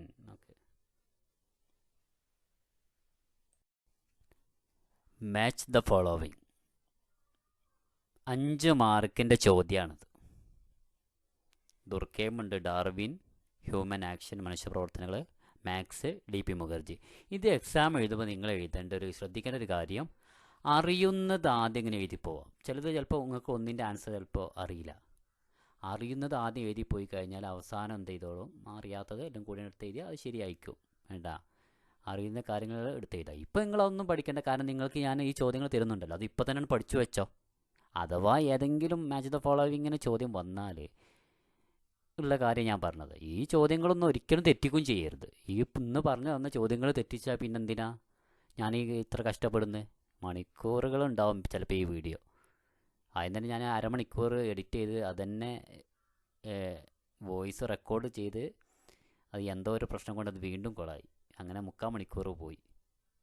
ഇതെങ്ങനെയെങ്കിലും നിങ്ങൾ ജയിക്കണം എന്ന് വിചാരിച്ചിട്ടാണ്, നല്ല മാർക്ക് ലഭിക്കണം വെച്ചിട്ടാണ് ഈ റെക്കോർഡ് ചെയ്യണമൊക്കെ. അതുകൊണ്ട് എല്ലാവരിലും കൂട്ടുകാരിലൊക്കെ അയച്ചു കൊടുത്തോ, പഠിക്കട്ടുണ്ട്. ദുർക്കൈമുമായി ബന്ധപ്പെട്ടത് സോഷ്യൽ സ്ട്രക്ചർ, സാമൂഹിക ഘടന. പിന്നെ എക്സ്റ്റേണൽ ടു ഇൻഡിവിജ്വൽ, വ്യക്തിക്ക് അതീതമായത്. നേരത്തെ നമ്മൾ പഠിച്ചൊരു ചോദ്യമാണല്ലോ അല്ലേ, വ്യക്തിക്ക് അതീതമായത്, വ്യക്തിയേക്കാൾ ഉപരി. ദുർക്കൈം, സാമൂഹിക ഘടന, വ്യക്തിക്ക് അതീതമായത്. രണ്ടാമത് ചാൾസ് ഡാർവിൻ, തിയറി ഓഫ് എവല്യൂഷൻ്റെ ഫാദറാണ്, പിതാവാണ്. പരിണാമ സിദ്ധാന്തത്തിൻ്റെ പിതാവാണ് ചാൾസ് ഡാർവിൻ. അദ്ദേഹത്തിൻ്റെ ഒരു തിയറിയാണ് പിന്നെ അർഹതയുള്ളവർക്ക് അതിജീവനം. ഈ ഭൂമി ലോകത്ത് എല്ലാവരും ജീവിക്കുകയില്ല, ചില വിഭാഗങ്ങൾ മാത്രമേ അതിജീവിക്കുകയുള്ളൂ, മറ്റുള്ളവരൊക്കെ മണ്ണടഞ്ഞു പോകും എന്നുള്ളതാണ് ഈ തിയറി. അർഹതയുള്ളവരുടെ അതിജീവനം ആരുമായി ബന്ധപ്പെട്ടിരിക്കുന്നു? ചാൾസ് ഡാർവിനുമായി ബന്ധപ്പെട്ടിരിക്കുന്നു. നമ്മൾ ചാൾസ് ഡാർവിനുമായി ബന്ധപ്പെട്ട ഒരു കാര്യം പറഞ്ഞു, തിയറി ഓഫ് എവല്യൂഷൻ, പരിണാമ സിദ്ധാന്തം. ആരുടേതാ? ചാൾസ് ഡാർവിൻ്റേത്. ഇനി ഈ ചാൾസ് ഡാർവിൻ്റെ പരിണാമ സിദ്ധാന്തം സോഷ്യോളജിക്ക് പരിചയപ്പെടുത്തിയ വ്യക്തിയാണ് ആര്? Herbert Spencer. തെറ്റിക്കരുത് കേട്ടോ. അപ്പോൾ ചിലപ്പോൾ എക്സാമിന് ചോദിക്കാം, എന്ത് തിയറി ഓഫ് എവല്യൂഷൻ ആരുടേതാ? ചാൾസ് ഡാർവിൻ്റേത്. ഇനി സോഷ്യൽ ഡാർവിനിസം ആരുടേതാ? അത് ഹെർബർട്ട് സ്പെൻസർ. എന്താണ് സോഷ്യൽ ഡാർവിനിസം എന്ന് പറഞ്ഞാൽ?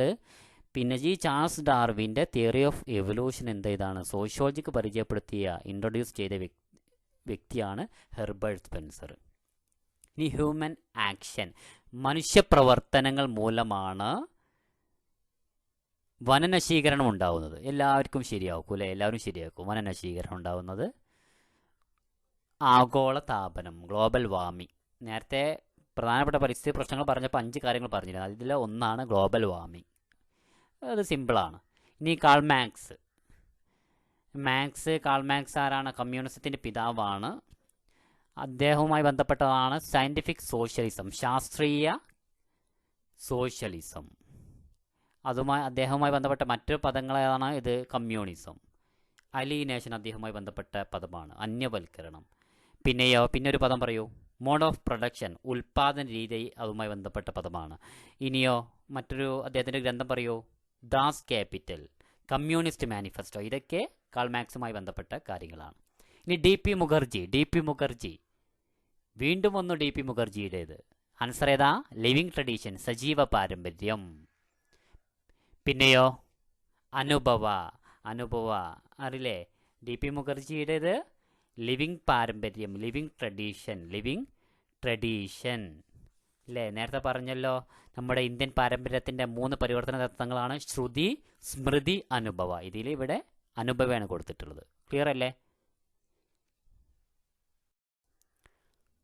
Who characterized Indian tribes as backward Hindus? ഇന്ത്യയിലെ ഗോത്രവർഗക്കാരെ പിന്നോക്ക ഹിന്ദുക്കളെ എന്ന് വിശേഷിപ്പിച്ചതാരാണ്? GS ഗുരയാണ്. ഇന്ത്യയിലെ ഗോത്രവർഗക്കാരെ ബാക്ക്വേർഡ് ഹിന്ദുസ് അല്ലെങ്കിൽ പിന്നോക്ക ഹിന്ദുക്കൾ എന്ന് വിശേഷിപ്പിച്ചതാരാണ്? GS ഗുരയാണ്. GS ഗുരയാണ് ഇന്ത്യയിലെ അക്കാദമിക് സോഷ്യോളജിയുടെ പിതാവ്, അല്ലെങ്കിൽ ഇന്ത്യയിലെ സ്ഥാപനവൽകൃത സോഷ്യോളജിയുടെ പിതാവ്. അദ്ദേഹത്തിൻ്റെ ഗ്രന്ഥമാണ് caste and race in India. Sociological bulletin എന്ന ജേണൽ ആരംഭിച്ചത് അദ്ദേഹമാണ്. അതേപോലെ അദ്ദേഹത്തിൻ്റെ ജാതിയും വംശം അദ്ദേഹത്തിൻ്റെ കാഴ്ചപ്പാടുണ്ട്. ഹെർബർട്ട് റിസ്ലിയുമായിട്ട് അന്നത്തെ കാഴ്ചപ്പാടിനോട് ഇദ്ദേഹം ഏറ്റുമുട്ടി. അതുമായി ബന്ധപ്പെട്ടതാണ് ഇന്ത്യയിലെ ആളുകളൊക്കെ പിന്നോക്കപരമായിട്ടുള്ള ഹിന്ദുക്കളാണ് എന്ന് പറഞ്ഞ വ്യക്തിയാണ് ആര്? GS ഗുരെ. ആരാ? GS ഗുരെ.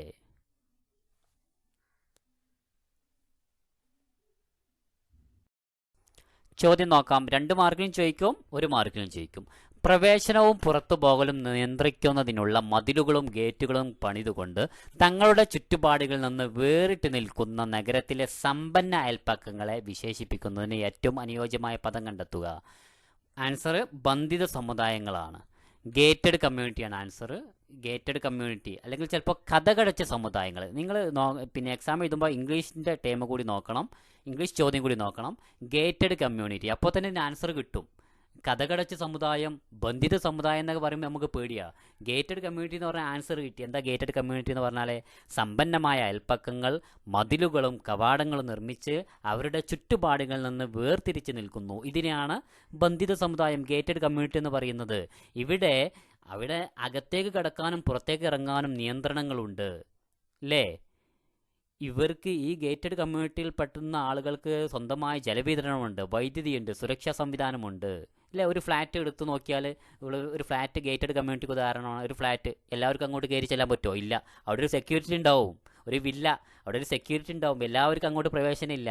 സമ്പന്നമായിട്ടുള്ള അയൽപ്പക്കങ്ങൾ മതിലുകളും കവാടങ്ങളും നിർമ്മിച്ചുകൊണ്ട് ചുറ്റുപാടുകളിൽ നിന്ന് വേർതിരിച്ച് നിൽക്കുന്നതിനെയാണ് ഗേറ്റഡ് കമ്മ്യൂണിറ്റി എന്ന് പറയുക, ബന്ധിത സമുദായം എന്ന് പറയുക. നോക്കാം, ഈ ചോദ്യം പ്രീവിയസ് ക്വസ്റ്റ്യൻ ആണ്. സോഷ്യോളജിയും ചരിത്രവും തമ്മിലുള്ള ബന്ധം സൂചിപ്പിക്കുന്ന ഡയഗ്രാമിലെ വിട്ട ഭാഗം പൂരിപ്പിക്കുക.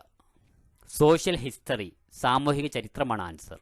സമൂഹശാസ്ത്രവും ചരിത്രവും തമ്മിലുള്ള ബന്ധത്തെ സൂചിപ്പിക്കുന്ന ഡയഗ്രാമിലെ വിട്ടുഭാഗം പൂരിപ്പിക്കുക. ആൻസർ ഏതാ? Social history. നിങ്ങൾ ഈ ചോദ്യം പഠിച്ചു വെക്കണം, എന്നാലേ 2 മാർക്ക് ലഭിക്കുകയുള്ളൂ കേട്ടോ. Identify the most appropriate concept to refer those urban affluent neighbourhoods that are separated from their surrounding by walls and gates with controlled entry and exit. ഇത് നമ്മുടെ അങ്ങോട്ട് പ്രവേശിക്കാനും ഇങ്ങോട്ട് കടക്കാനൊക്കെ നിയന്ത്രണങ്ങളുണ്ട് ഇല്ലേ? എല്ലാവർക്കും അങ്ങോട്ടും ഇങ്ങോട്ടൊന്നും പോകാൻ പറ്റൂല ഗേറ്റഡ് കമ്മ്യൂണിറ്റിയിൽ. പിന്നെയോ സോഷ്യോളജിയും ഹിസ്റ്ററിയും അതിൻ്റെ പൂരിപ്പിക്കാനുള്ള ഏതാ? ഡയഗ്രാം പൂരിപ്പിക്കൂ. നേരത്തെ പറഞ്ഞോ സോഷ്യൽ ഹിസ്റ്ററി. ഈ ചോദ്യം കഴിഞ്ഞ മോഡൽ എക്സാമുമായി ബന്ധപ്പെട്ട ഷുവർ ക്വസ്റ്റ്യൻ എന്ന് പറഞ്ഞിരുന്ന ഭാഗത്ത് ചെയ്തിരുന്ന ഒരു ചോദ്യമാണ്. നിങ്ങൾക്ക് വേണമെങ്കിൽ പിന്നെ വീഡിയോയിൽ പോയാൽ സോഷ്യോളജി ഷുവർ ക്വസ്റ്റ്യൻ അങ്ങനെ എന്തെങ്കിലും എഴുതി വെച്ചിട്ടുണ്ടാവും.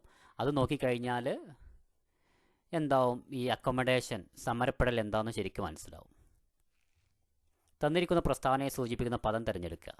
സംഘർഷം നിലനിൽക്കുമ്പോഴും വിട്ടുവീഴ്ചക്കും സഹവർത്തിത്വത്തിനുമുള്ള ശ്രമമാണ് സമരപ്പെടൽ, അക്കോമഡേഷൻ എന്ന് പറയും. ഇതിന് ഇംഗ്ലീഷ് സംഘർഷം നിലനിൽക്കുമ്പോഴും വിട്ടുവീഴ്ചക്കും സഹവർത്തിത്വത്തിനുമുള്ള ശ്രമമാണ് സമരപ്പെടൽ. അതായത് സ്ത്രീകൾ വീട്ടിൽ പ്രശ്നം ഉണ്ടാവോ എന്ന് വിചാരിച്ച് അവർക്ക് അർഹതപ്പെട്ട സ്വത്ത് ചോദിക്കാതിരിക്കുക. ഇത് സമരപ്പെടലിന് ഉദാഹരണമാണ്. അടുത്ത കാലത്ത് ഇന്ത്യയിലെ നിരവധി പത്രമാധ്യമങ്ങൾ ദുരഭിമാന കൊലകൾ റിപ്പോർട്ട് ചെയ്യുകയുണ്ടായി. ഈ വിവാഹവുമായി ബന്ധപ്പെട്ട ഏത് നിയമമാണ് ഈ കേസുകളിൽ ലംഘിക്കപ്പെട്ടത്? സ്വഗണ വിവാഹമാണ്. സ്വഗണ വിവാഹം എന്ന് പറഞ്ഞാൽ എന്താ? സ്വഗണ വിവാഹം സ്വന്തം ഗണത്തിൽ നിന്ന് ജീവിത പങ്കാളിയെ തിരഞ്ഞെടുക്കുന്ന വിവാഹ നിയമമാണ് സ്വഗണ വിവാഹം. ഒരാൾ സ്വന്തം ഗണത്തിൽ നിന്ന് പുറത്ത് നിന്ന് ജീവിത പങ്കാളിയെ തിരഞ്ഞെടുക്കുമ്പോൾ എന്ത് ചെയ്യുന്നുണ്ടാവും? ദുരഭിമാന കൊല ഉണ്ടാകുന്നു. ഓക്കെ, അപ്പോൾ വിവാഹ നിയമങ്ങൾ രണ്ടെണ്ണമാണ്: സ്വഗണ വിവാഹം, എൻഡോഗമി, എക്സോഗമി. സ്വഗണം എന്ന് പറഞ്ഞാൽ സ്വന്തം ഗണത്തിൽ നിന്നും ജീവിത പങ്കാളിയെ തിരഞ്ഞെടുക്കുന്ന വിവാഹ നിയമം. ഉദാഹരണം സ്വന്തം ജാതി, സ്വന്തം ഗോത്രത്തിൽ നിന്ന് തിരഞ്ഞെടുക്കുക. ഇനി ബഹിർഗണ വിവാഹം എന്ന് പറഞ്ഞാൽ ഒരു വ്യക്തി സ്വന്തം ഗണത്തിന് പുറത്തുള്ളവരെ വിവാഹം ചെയ്യുന്ന രീതി, അല്ലേ? എൻഡോഗമിയുടെ നേരെ വിപരീതമാണ് ബഹിർഗണ വിവാഹം, അല്ലേ? മാത്രമല്ല ഗ്രാമ ബഹിർഗണ വിവാഹമുണ്ട്, വില്ലേജ് എക്സോഗമി ഉണ്ട്. അതുകൂടി നോക്കണം. എന്താ വില്ലേജ് എക്സോഗമി എന്ന് പറഞ്ഞാൽ എന്താ? പെൺമക്കളെ സ്വന്തം വീട്ടിൽ നിന്ന് വിദൂരത്തുള്ള ഗ്രാമങ്ങളിലെ കുടുംബങ്ങളിലേക്ക് വിവാഹം ചെയ്ത് അയക്കപ്പെടുന്നു. ഇതിനാണ് വില്ലേജ് എക്സോഗമി എന്ന് പറയുക. വില്ലേജ് എക്സോഗമി ബഹിർഗണ വിവാഹത്തിൻ്റെ ഒരു ഉദാഹരണമാണ്, അല്ലേ? വില്ലേജ് എക്സോഗമി എന്ന് പറഞ്ഞാൽ എന്താ? പെൺമക്കളെ സ്വന്തം വീട്ടിൽ നിന്ന് വിദൂര ഗ്രാമത്തിലേക്കുള്ള കുടുംബത്തിലേക്ക് വിവാഹം ചെയ്ത് അയക്കപ്പെടുന്നതാണ് വില്ലേജ് എക്സോഗമി അല്ലെങ്കിൽ വില്ലേജ് ബഹിർഗണ വിവാഹം. ഓക്കെ, വിവാഹ നിയമങ്ങൾ മറന്നില്ലല്ലോ. എൻഡോഗമി, എക്സോഗമി, സ്വഗണ വിവാഹം, ബഹിർഗണ വിവാഹം. അക്കോമഡേഷൻ പഠിച്ചില്ലേ?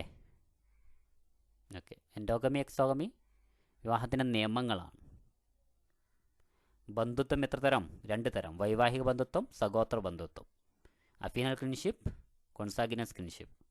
ഇതൊന്നും തെറ്റരുത് കേട്ടോ.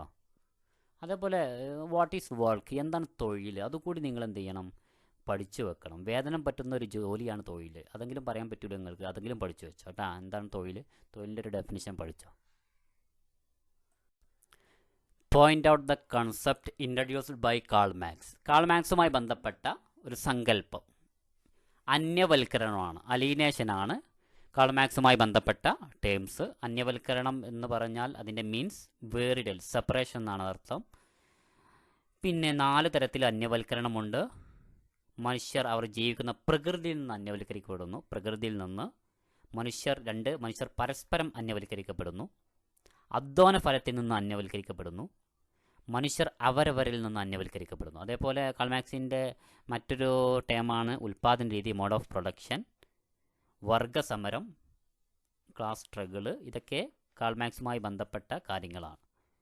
ഇനി കാൾ മാർക്സിൻ്റെ പ്രധാനപ്പെട്ട കൃതികൾ ഏതൊക്കെ? The communist manifesto, a contribution to the critique of political economy, das capital. Das ക്യാപിറ്റലും ദി കമ്മ്യൂണിസ്റ്റ് മാനിഫെസ്റ്റോ ഒക്കെയാണ് എല്ലാവർക്കും അറിയില്ലേ? ദാസ് ക്യാപിറ്റൽ ആരുടേതാ? Karl Marx. കമ്മ്യൂണിസ്റ്റ് മാനിഫെസ്റ്റോ ആരുടേതാ? Karl Marx. A contribution to the critique of political economy, ഇതുകൂടി Karl മാർക്സിൻ്റെതാണ്. ഈ അന്യവൽക്കരണത്തെക്കുറിച്ചൊക്കെ നമ്മൾ വീഡിയോ ചെയ്തിട്ടുണ്ട് കേട്ടോ. ഇനി സോഷ്യോളജിയുടെ ഉത്ഭവത്തിനും വളർച്ചയ്ക്കും ഇടയാക്കിയ ഇൻ്റലക്ച്വൽ ഐഡിയാസ് അല്ലെങ്കിൽ ബൗദ്ധിക ആശയങ്ങൾ, ദൈക്ഷണിക ആശയങ്ങൾ, അതേപോലെ ഭൗതിക പ്രശ്നങ്ങൾ, മെറ്റീരിയൽ ഇഷ്യൂസ്, ഇത് തമ്മിൽ വേർതിരിക്കാനുള്ളത്. ഇത് എക്സാമിന് ചോദിക്കാറുണ്ട്. ഈ ചാപ്റ്ററിൽ നിന്ന് പ്രധാനപ്പെട്ട ഒരു ചോദ്യമാണ്, എസ്സേ ടൈപ്പ് ചോദ്യമാണിത്. അപ്പോൾ ദൈക്ഷണിക ആശയങ്ങൾ, ബുദ്ധിപരമായ ആശയങ്ങൾ ഏതൊക്കെ? ഇതിൽ പെടുന്നത് പരിണാമം, ജൈവിക പരിണാമം, ഓർഗാനിക് എവല്യൂഷൻ, അതേപോലെ ജ്ഞാനോദയം, എൻലൈറ്റൻമെൻറ്റ്, യുക്തിചിന്ത. ഇതാണ് ഭൗതിക ആശയത്തിൽ പെടുന്നത്. ഇനി ഭൗതിക പ്രശ്നത്തിൽ പെടുന്നതോ? മുതലാളിത്തം, ക്യാപിറ്റലിസം, ഇൻഡസ്ട്രിയലൈസേഷൻ, വ്യവസായവൽക്കരണം, നഗരങ്ങളുടെ വളർച്ച, ഗ്രോത്ത് ഓഫ് സിറ്റീസ്. ഒരിക്കൽ കൂടി നോക്കാം പ്രധാനപ്പെട്ട ദൈക്ഷണിക പ്രശ്നങ്ങൾ. ഒന്ന്, ചാൾസ് ഡാർവിൻ്റെ പരിണാമ സിദ്ധാന്തമാണ്. ഒരു 5-6 കാര്യങ്ങളെ ഇതിലുള്ളൂ കേട്ടോ. ദൈക്ഷണിക ആശയങ്ങൾ അതാണ് വിശദീകരിച്ച് ചെയ്ത ചാൾസ് ഡാർവിൻ്റെ പരിണാമ സിദ്ധാന്തം.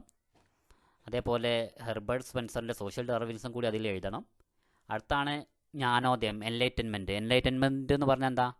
17-18 നൂറ്റാണ്ടുകളിൽ യൂറോപ്പിലുണ്ടായ ദൈക്ഷണിക പ്രസ്ഥാനമാണ് enlightenment. It emphasis on individualism, rationalism. ഇത് വ്യക്തിവാദത്തിനും യുക്തിവാദത്തിനും പ്രാധാന്യം നൽകി. ഇറ്റ് ഇമ്പോർട്ടൻസ് ടു ഹ്യൂമനിസം, മാനവികതയ്ക്ക് പ്രാധാന്യം നൽകി. ഏത്? ജ്ഞാനോദയം. അപ്പോൾ 17-18 നൂറ്റാണ്ടുകളിൽ യൂറോപ്പിലുണ്ടായ ദൈക്ഷണിക ആശയമാണ് ജ്ഞാനോദയം. ഇത് വ്യക്തിവാദത്തിന് പ്രാധാന്യം നൽകി, യുക്തിവാദത്തിന് പ്രാധാന്യം നൽകി, മാനവികതയ്ക്ക് പ്രാധാന്യം നൽകി. പിന്നെയോ സെക്യുലറിസത്തിന്, മതേതരത്വത്തിന് പ്രാധാന്യം നൽകി. ഇനി അടുത്താണ് അതിൽ പെടുന്ന കാര്യമാണ് ഫ്രഞ്ച് വിപ്ലവം, ഫ്രഞ്ച് റവല്യൂഷൻ അല്ലേ, ഫ്രഞ്ച് റവല്യൂഷൻ. പിന്നെയോ സോഷ്യൽ സർവേ, അതേപോലെ western ideas of western thinkers, പാശ്ചാത്യ ചിന്തകന്മാരുടെ ആശയങ്ങൾ, അഗസ്റ്റേ കോംതെ പോലെയുള്ള പാശ്ചാത്യ ചിന്തകരുടെ ആശയങ്ങൾ. ഈ 5-6 കാര്യങ്ങൾ ദൈക്ഷണിക ആശയങ്ങൾ, ഇൻ്റലക്ച്വൽ ഐഡിയാസിൽ വരണം, എന്നാലേ മാർക്ക് കിട്ടുള്ളൂ. ഭൗതിക പ്രശ്നത്തിലോ മെറ്റീരിയൽ ഇഷ്യൂസിൽ എന്തൊക്കെയാണ് വരേണ്ട കാര്യങ്ങൾ? മുതലാളിത്തം, ക്യാപിറ്റലിസം, അതുമായി ബന്ധപ്പെട്ട ഇൻഡസ്ട്രിയലൈസേഷൻ വരണം. അപ്പോൾ ഇൻഡസ്ട്രിയലൈസേഷൻ പറയുമ്പോൾ ഇംഗ്ലണ്ടിലാണ് ഇൻഡസ്ട്രിയലൈസേഷൻ ഉദയം ചെയ്തിട്ടുള്ളത്, വ്യവസായവൽക്കരണം ഇംഗ്ലണ്ടിലാണ് ഉത്ഭവിച്ചിട്ടുള്ളത് എന്ന് എഴുതണം. അപ്പോൾ ഇംഗ്ലണ്ടിൻ്റെ ആദ്യത്തെ അവസ്ഥ ഇതാണ്, കൃഷി കേന്ദ്രീകൃതമായിരുന്ന ഇംഗ്ലണ്ട് പിന്നീട് വ്യവസായവൽക്കരണത്തിലേക്ക് കടന്നു. ക്ലോക്ക് സമയത്തിൻ്റെ പ്രാധാന്യം എഴുതണം. ഫാക്ടറികളിൽ ജോലി സമയം കൃത്യമായി പാലിക്കപ്പെടുന്നതിനെക്കുറിച്ച് എഴുതണം. ഇതൊക്കെ എഴുതേണ്ടത്. അതേപോലെ ആ ചാപ്റ്ററിൽ നിന്ന് പെടുന്നതാണ് സോഷ്യോളജിയുടെ വ്യാപ്തി. അതൊക്കെ നമ്മൾ വീഡിയോ ചെയ്തിട്ടുണ്ട്, അത് നിങ്ങൾ നോക്കട്ടാ. അതേപോലെ അസമത്വത്തെക്കുറിച്ച് അമർത്യാസൻ്റെ ഡെഫിനിഷൻ അല്ലേ, ഇന്ത്യക്കാരെ കുറിച്ച് അസമത്വം, ബഹുത്വവും അസമത്വവും, അത് പഠിക്കണം. അമർത്യാസൻ്റെ കോട്ടുണ്ട്, എന്താ? ചില ഇന്ത്യക്കാർ സമ്പന്നരാണ്, മറ്റു ചിലരാകട്ടെ പരമദരിദ്രരും. ആ സംഭവം ഉണ്ടല്ലോ, വെക്കണം, ശരിക്കും പഠിച്ചു വെക്കണം. മാച്ച് ദ ഫോളോവിങ് ആണ് സംസ്കാരവുമായി ബന്ധപ്പെട്ട ചാപ്റ്ററിലെ ചോദ്യമാണ്. 4ാമത്തെ ചാപ്റ്ററിൽ അല്ലേ, സംസ്കാരത്തിൻ്റെ ഡെഫിനേഷനൊക്കെ എല്ലാവർക്കും അറിയില്ലേ? എഡ്വേർഡ് ടൈലറിൻ്റെയും മലിനോസ്കിൻ്റെയും ഡെഫിനേഷൻ പഠിച്ചു വെക്കണം. സംസ്കാരത്തിൻ്റെ 8 പ്രത്യേകതകളുണ്ട്, അത് പഠിച്ചു വെക്കണം. സംസ്കാരത്തിൻ്റെ 3 ഡയമെൻഷൻ മാനങ്ങളാണ്: ജ്ഞാനാത്മകം, നൈതികം, ഭൗതികം. Cognitive, normative, material. അതിൻ്റെ ഉദാഹരണങ്ങൾ പഠിച്ചു വെക്കണം. ജ്ഞാനാത്മക സംസ്കാരം, കൊഗ്നിറ്റീവ് കൾച്ചർ, അർത്ഥം നൽകുന്നത്, അസൈനിങ് മീനിങ്.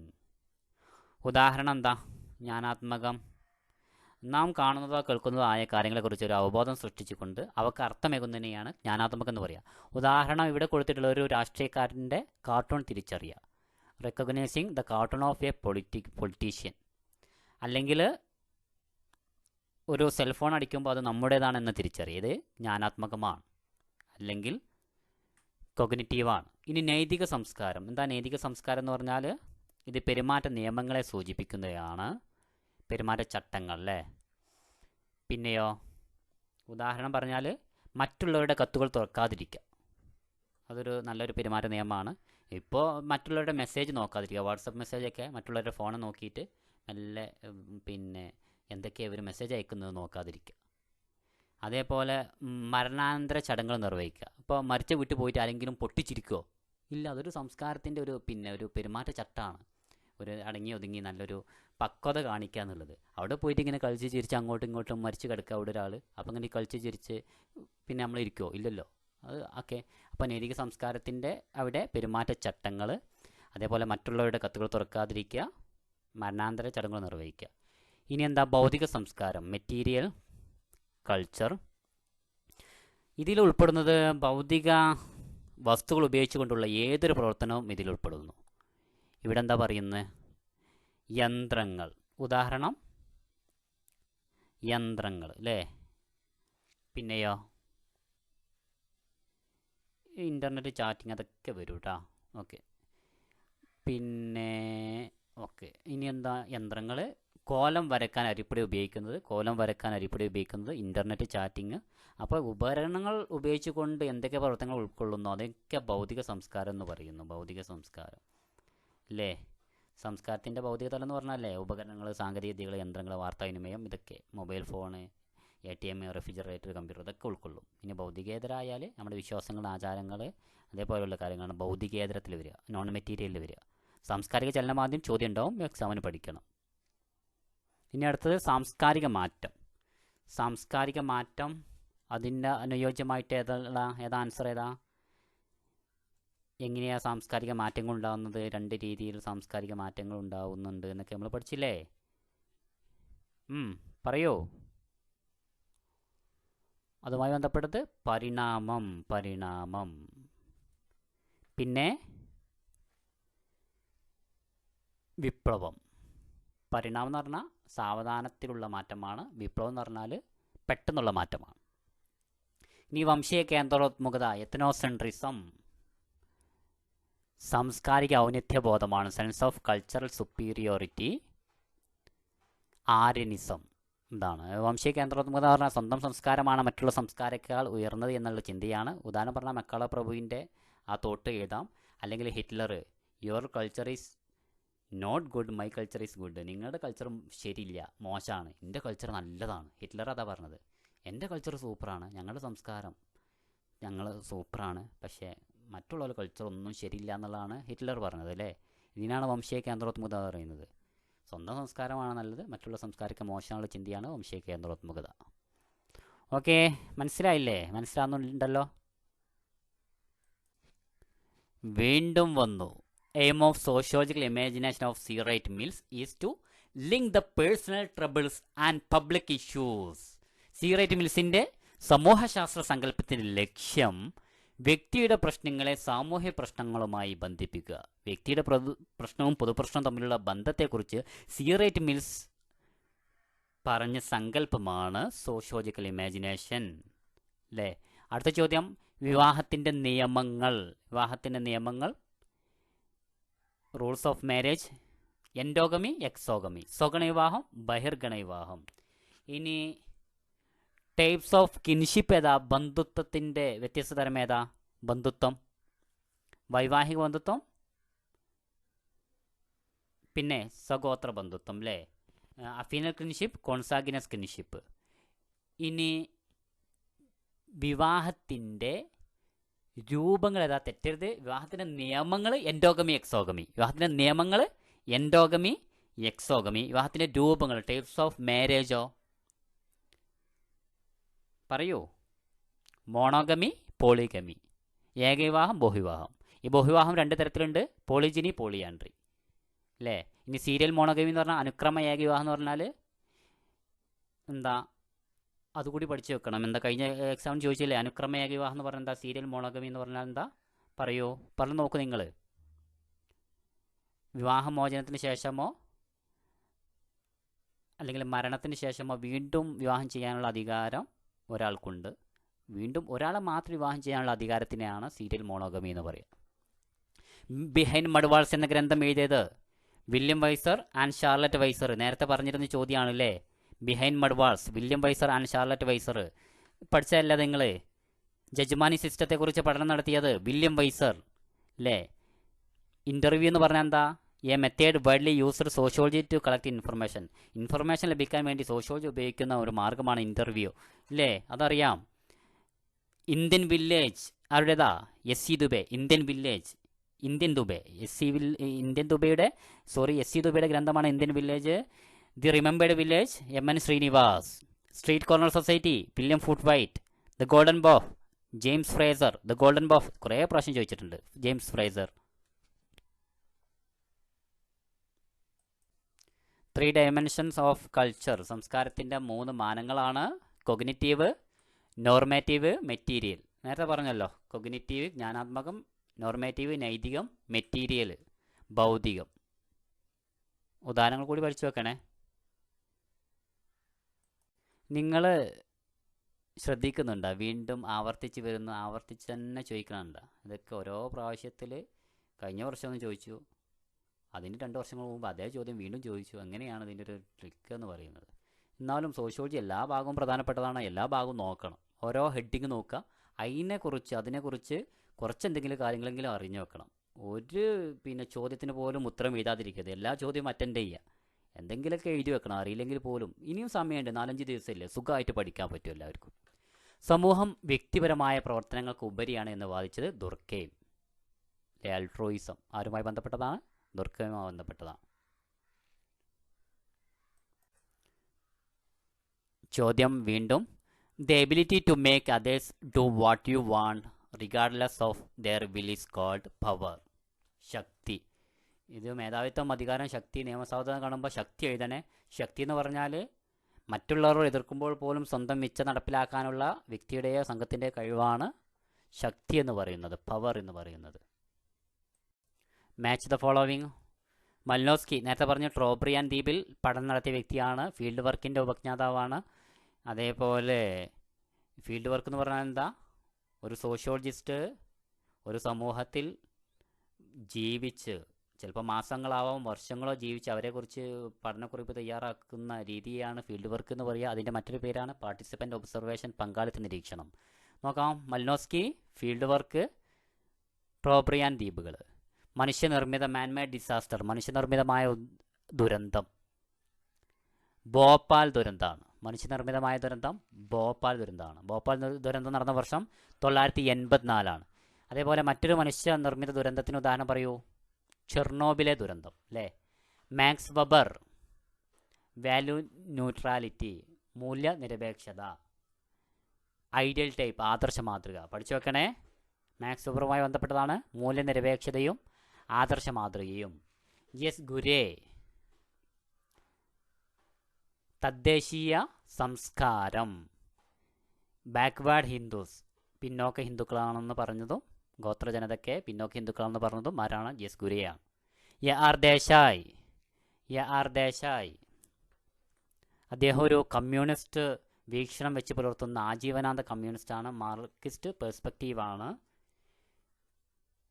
അദ്ദേഹത്തിൻ്റെ ഒരു ടേമാണ് ക്ഷേമ രാഷ്ട്രം, വെൽഫെയർ സ്റ്റേറ്റ്. ആർ ദേശായിയുമായി ബന്ധപ്പെട്ടത് മാർക്സിയൻ വീക്ഷണം, അതേപോലെ ക്ഷേമ രാഷ്ട്രം. ക്ഷേമരാഷ്ട്രത്തിൻ്റെ സവിശേഷതകൾ 3 ഉണ്ട്. ഒന്ന്, welfare state is a positive state. ക്ഷേമരാഷ്ട്രം ഒരു ക്രിയാത്മക രാഷ്ട്രമാണ്. അടുത്തത്, ക്ഷേമരാഷ്ട്രം ഒരു ജനാധിപത്യ രാഷ്ട്രമാണ്. Welfare state is a democratic state. അതേപോലെ മിശ്ര സമ്പദ് വ്യവസ്ഥയാണുള്ളത്. ക്ഷേമരാഷ്ട്രത്തിലെ ഒരു മിക്സഡ് എക്കോണമിയാണുള്ളത്. ഇത് 3 പഠിച്ചു വെക്കണം, അതിൻ്റെ പോയിന്റുകളും പഠിച്ചു വെക്കണം. അപ്പോൾ ക്ഷേമരാഷ്ട്രത്തെക്കുറിച്ച് പഠനം നടത്തിയ വ്യക്തിയാണ് ആര്? ആർ ദേശായി. ആർ ദേശായിയുടെ ഒരു ഗ്രന്ഥത്തിൻ്റെ പേരറിയോ? ഇന്ത്യൻ ദേശീയതയുടെ സാമൂഹിക പശ്ചാത്തലം, social background of Indian nationalism. അങ്ങനെ തന്നെ പഠിച്ചു വെച്ചോ, social background of Indian nationalism. അടുത്ത ഒരു പുസ്തകമാണ് കർഷക സമരങ്ങൾ, പീസൻറ്റ് മൂവ്മെൻറ്റ് അല്ലേ, കർഷക സമരങ്ങൾ. അപ്പോൾ അദ്ദേഹത്തിൻ്റെ ആർ ദേശായി ആജീവനാന്ത മാർക്സിസ്റ്റാണ്. ഇന്ത്യൻ ദേശീയതയുടെ സാമൂഹിക പശ്ചാത്തലം എന്ന ഗ്രന്ഥം എഴുതി, കർഷക സമരങ്ങൾ എന്ന ഗ്രന്ഥം എഴുതി. ക്ഷേമരാഷ്ട്രത്തെക്കുറിച്ച് അദ്ദേഹം the myth of welfare state എന്ന പുസ്തകത്തിലാണ് അദ്ദേഹം ക്ഷേമരാഷ്ട്രത്തെക്കുറിച്ച് പറഞ്ഞത്. അപ്പോൾ അദ്ദേഹത്തിൻ്റെ മറ്റൊരു ഗ്രന്ഥമാണ് the myth of welfare state. ക്ഷേമരാഷ്ട്രത്തിന് 3 സവിശേഷതയുണ്ട്. ഒന്ന് ക്രിയാത്മക രാഷ്ട്രമാണ്, മറ്റൊന്ന് ജനാധിപത്യ രാഷ്ട്രമാണ്, മറ്റൊന്ന് സമ്പദ് വ്യവസ്ഥയാണുള്ളത്. അപ്പോൾ ഒരു 4 മാർക്കിനൊക്കെ ചോദിക്കുമ്പോൾ ആ 3 കാര്യം എഴുതിയിട്ട് കുറച്ച് പോയിന്റുകൾ കൂടി എഴുതണം. ഈ 3 കാര്യം മാത്രം എഴുതി വെച്ചിട്ട് മാർക്ക് കിട്ടൂല. ക്ഷേമരാഷ്ട്രം ക്രിയാത്മക രാഷ്ട്രമാണെന്ന് പറയുമ്പോൾ പിന്നെ സമൂഹത്തിലെ ക്രമസമാധാനം നിലനിർത്താൻ രാഷ്ട്രം ഇടപെടണം, ആ കാര്യങ്ങളൊക്കെ എഴുതി വെക്കണം. ക്ഷേമരാഷ്ട്രം ഒരു ജനാധിപത്യ രാഷ്ട്രം എന്ന് പറഞ്ഞാൽ ക്ഷേമരാഷ്ട്രത്തിന് ജനാധിപത്യം അത്യാവശ്യമാണ്. പിന്നെ തെരഞ്ഞെടുപ്പുകൾ കാര്യങ്ങൾ എഴുതി വെക്കണം. ക്ഷേമരാഷ്ട്രത്തിന് മിശ്ര സമ്പദ് വ്യവസ്ഥയാണുള്ളത് എന്ന് എഴുതുമ്പോൾ ആ കാര്യങ്ങൾ എന്താണ് മിശ്ര സമ്പദ് വ്യവസ്ഥ എന്നുള്ള കാര്യങ്ങൾ എഴുതി വെക്കണം. എന്നാലേ മാർക്ക് ഫുള്ള് ലഭിക്കുള്ളൂ കേട്ടോ. പിന്നെയോ ക്ഷേമരാഷ്ട്രത്തിന് 5 മാനദണ്ഡങ്ങളുണ്ട്, അത് പഠിക്കണം.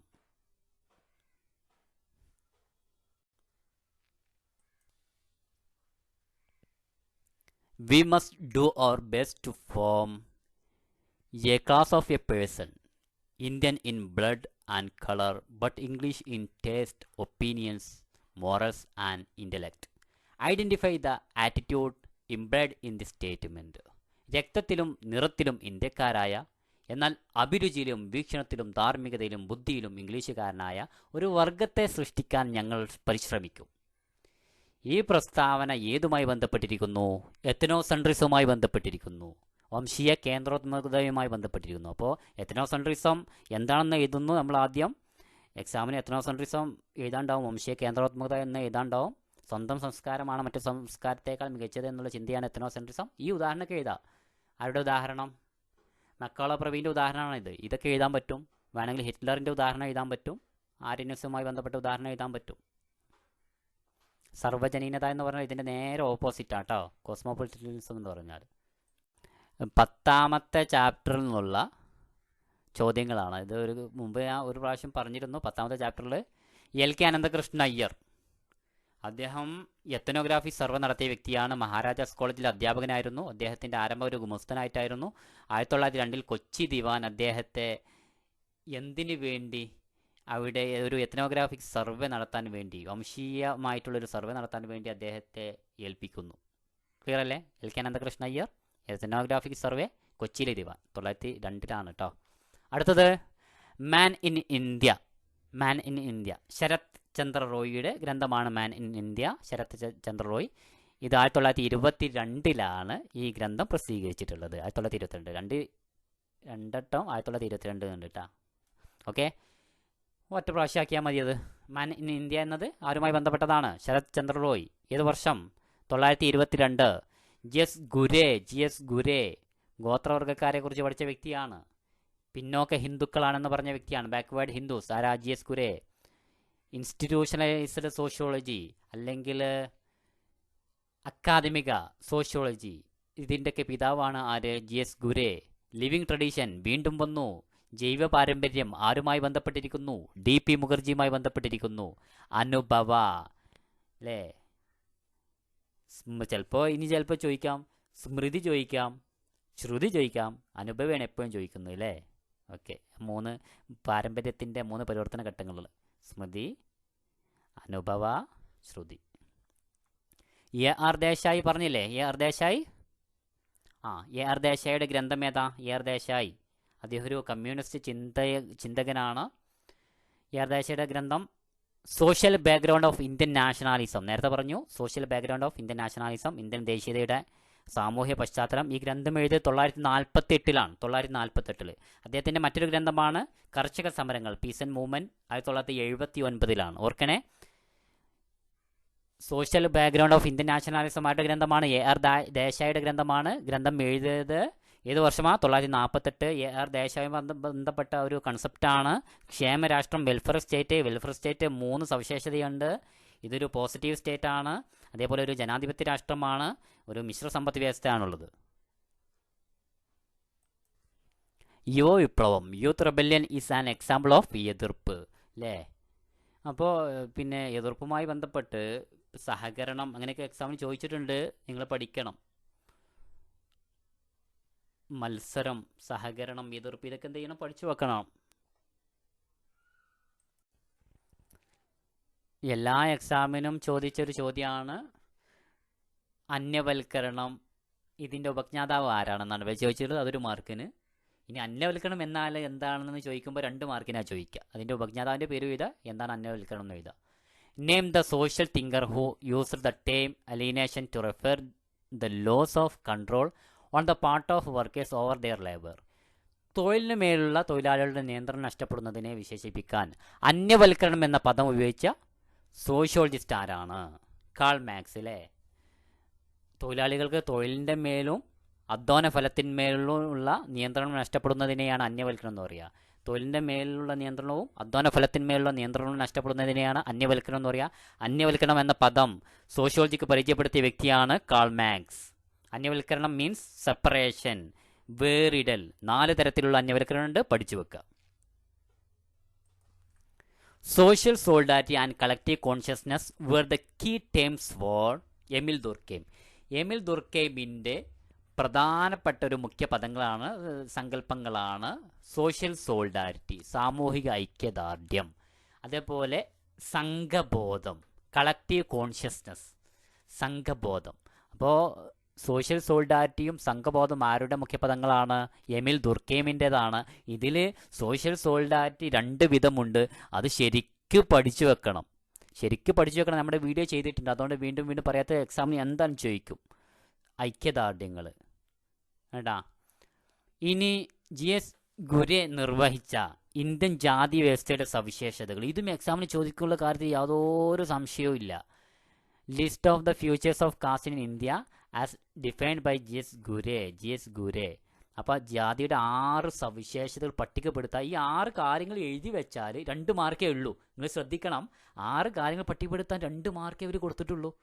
അപ്പോൾ നിങ്ങൾ 6 മാർക്ക്, ചിലപ്പോൾ എക്സാമിന് 6 മാർക്കിനൊക്കെ ചോദിക്കുകയാണെങ്കിലോ ഈ 6 കാര്യങ്ങൾ എഴുതുക. ഖണ്ഡവിഭജനം എഴുതുക, ശ്രേണിബദ്ധമായ വിഭജനം എഴുതുക, സാമൂഹ്യ പരസ്പര പ്രവർത്തനത്തിന് മേലുള്ള നിയന്ത്രണം എഴുതുക, വ്യത്യസ്ത അവകാശങ്ങളും കടമകളും എഴുതുക, തൊഴിൽ തിരഞ്ഞെടുക്കുന്നതിനുള്ള നിയന്ത്രണം, വിവാഹത്തിന് മേലുള്ള നിയന്ത്രണം. ഈ 6 കാര്യങ്ങൾ എഴുതിയിട്ട് അതിൻ്റെ പോയിന്റ് ആക്കിയിട്ട് ഓരോന്നും വിശദീകരിക്കണം. എന്നാൽ 6 മാർക്ക് ലഭിക്കുള്ളൂ കേട്ടാ. ചിലപ്പോൾ 6 മാർക്കിന് 5 മാർക്കിനൊക്കെ ആയിരിക്കും ഈ ചോദ്യം വരിക. അപ്പോൾ മാർക്ക് നോക്കിയിട്ട് നിങ്ങൾ ആൻസർ എഴുതണം. List 2 example for social inequalities which you observe in your society. നിങ്ങളുടെ സമൂഹത്തിൽ നിരീക്ഷിക്കാൻ കഴിയുന്ന സാമൂഹിക അസമത്വങ്ങൾക്ക് 2 ഉദാഹരണം. ധാരാളം സാമൂഹിക അസമത്വങ്ങളുണ്ട് അല്ലേ? ഇപ്പോൾ ജെൻഡർ ഡിസ്ക്രിമിനേഷൻ, സ്ത്രീകൾക്ക് പിന്നെ ഒരേപോലെ തുല്യമായിട്ടുള്ള പദവിയല്ല ലഭിക്കുന്നത്. അതേപോലെ ഷട്ടർലെസ് പീപ്പിൾ, അതായത് ജനങ്ങൾക്ക് വീടില്ലാതെ കഷ്ടപ്പെടുന്ന ആളുകളുണ്ട്, ചേരികളിൽ ജീവിക്കുന്ന ആളുകളുണ്ട്. ഇതൊക്കെ അസമത്വമാണ് അല്ലേ? വീടില്ലാത്തത്, തൊഴിലില്ലാത്തതൊക്കെ അസമത്വത്തിന് ഉദാഹരണമാണ്. നിങ്ങൾക്ക് ഏതും എഴുതാൻ പറ്റും. ഇനി സോഷ്യോളജിക്കൽ ഇമാജിനേഷൻ എന്നതിൻ്റെ വക്താവ് ആരാ, വിശദീകരിച്ചതാരാ? സോഷ്യോളജിക്കൽ ഇമാജിനേഷൻ, സാമൂഹിക സങ്കല്പം എന്ന സങ്കല്പം ചൂണ്ടിക്കാട്ടി വിശദീകരിച്ച ആരാ? C Wright mills. ലാസ്റ്റങ്ങൾ എനിക്ക് പേരിടും, സി റൈറ്റ് മിൽസ് എന്ന്. അത്രയും പ്രാവശ്യം ഇപ്പോൾ ഇത് പറഞ്ഞു കഴിഞ്ഞു. അസ്ക്രൈബ്ഡ് സ്റ്റാറ്റസ്, അച്ചീവ്ഡ് സ്റ്റാറ്റസ് അനുയോജ്യമായിട്ടുള്ള ഇനം തിരിച്ച് പട്ടികപ്പെടുത്താനാണ്. ആദ്യം ആരോപിത പദവി. അപ്പോൾ പദവി രണ്ട് തരത്തിലുണ്ട്: ആരോപിതം അല്ലെങ്കിൽ കൽപ്പിത പദവി, അസ്ക്രൈബ്ഡ് സ്റ്റാറ്റസ്, അച്ചീവ്ഡ് സ്റ്റാറ്റസ്, ആർജിത പദവി.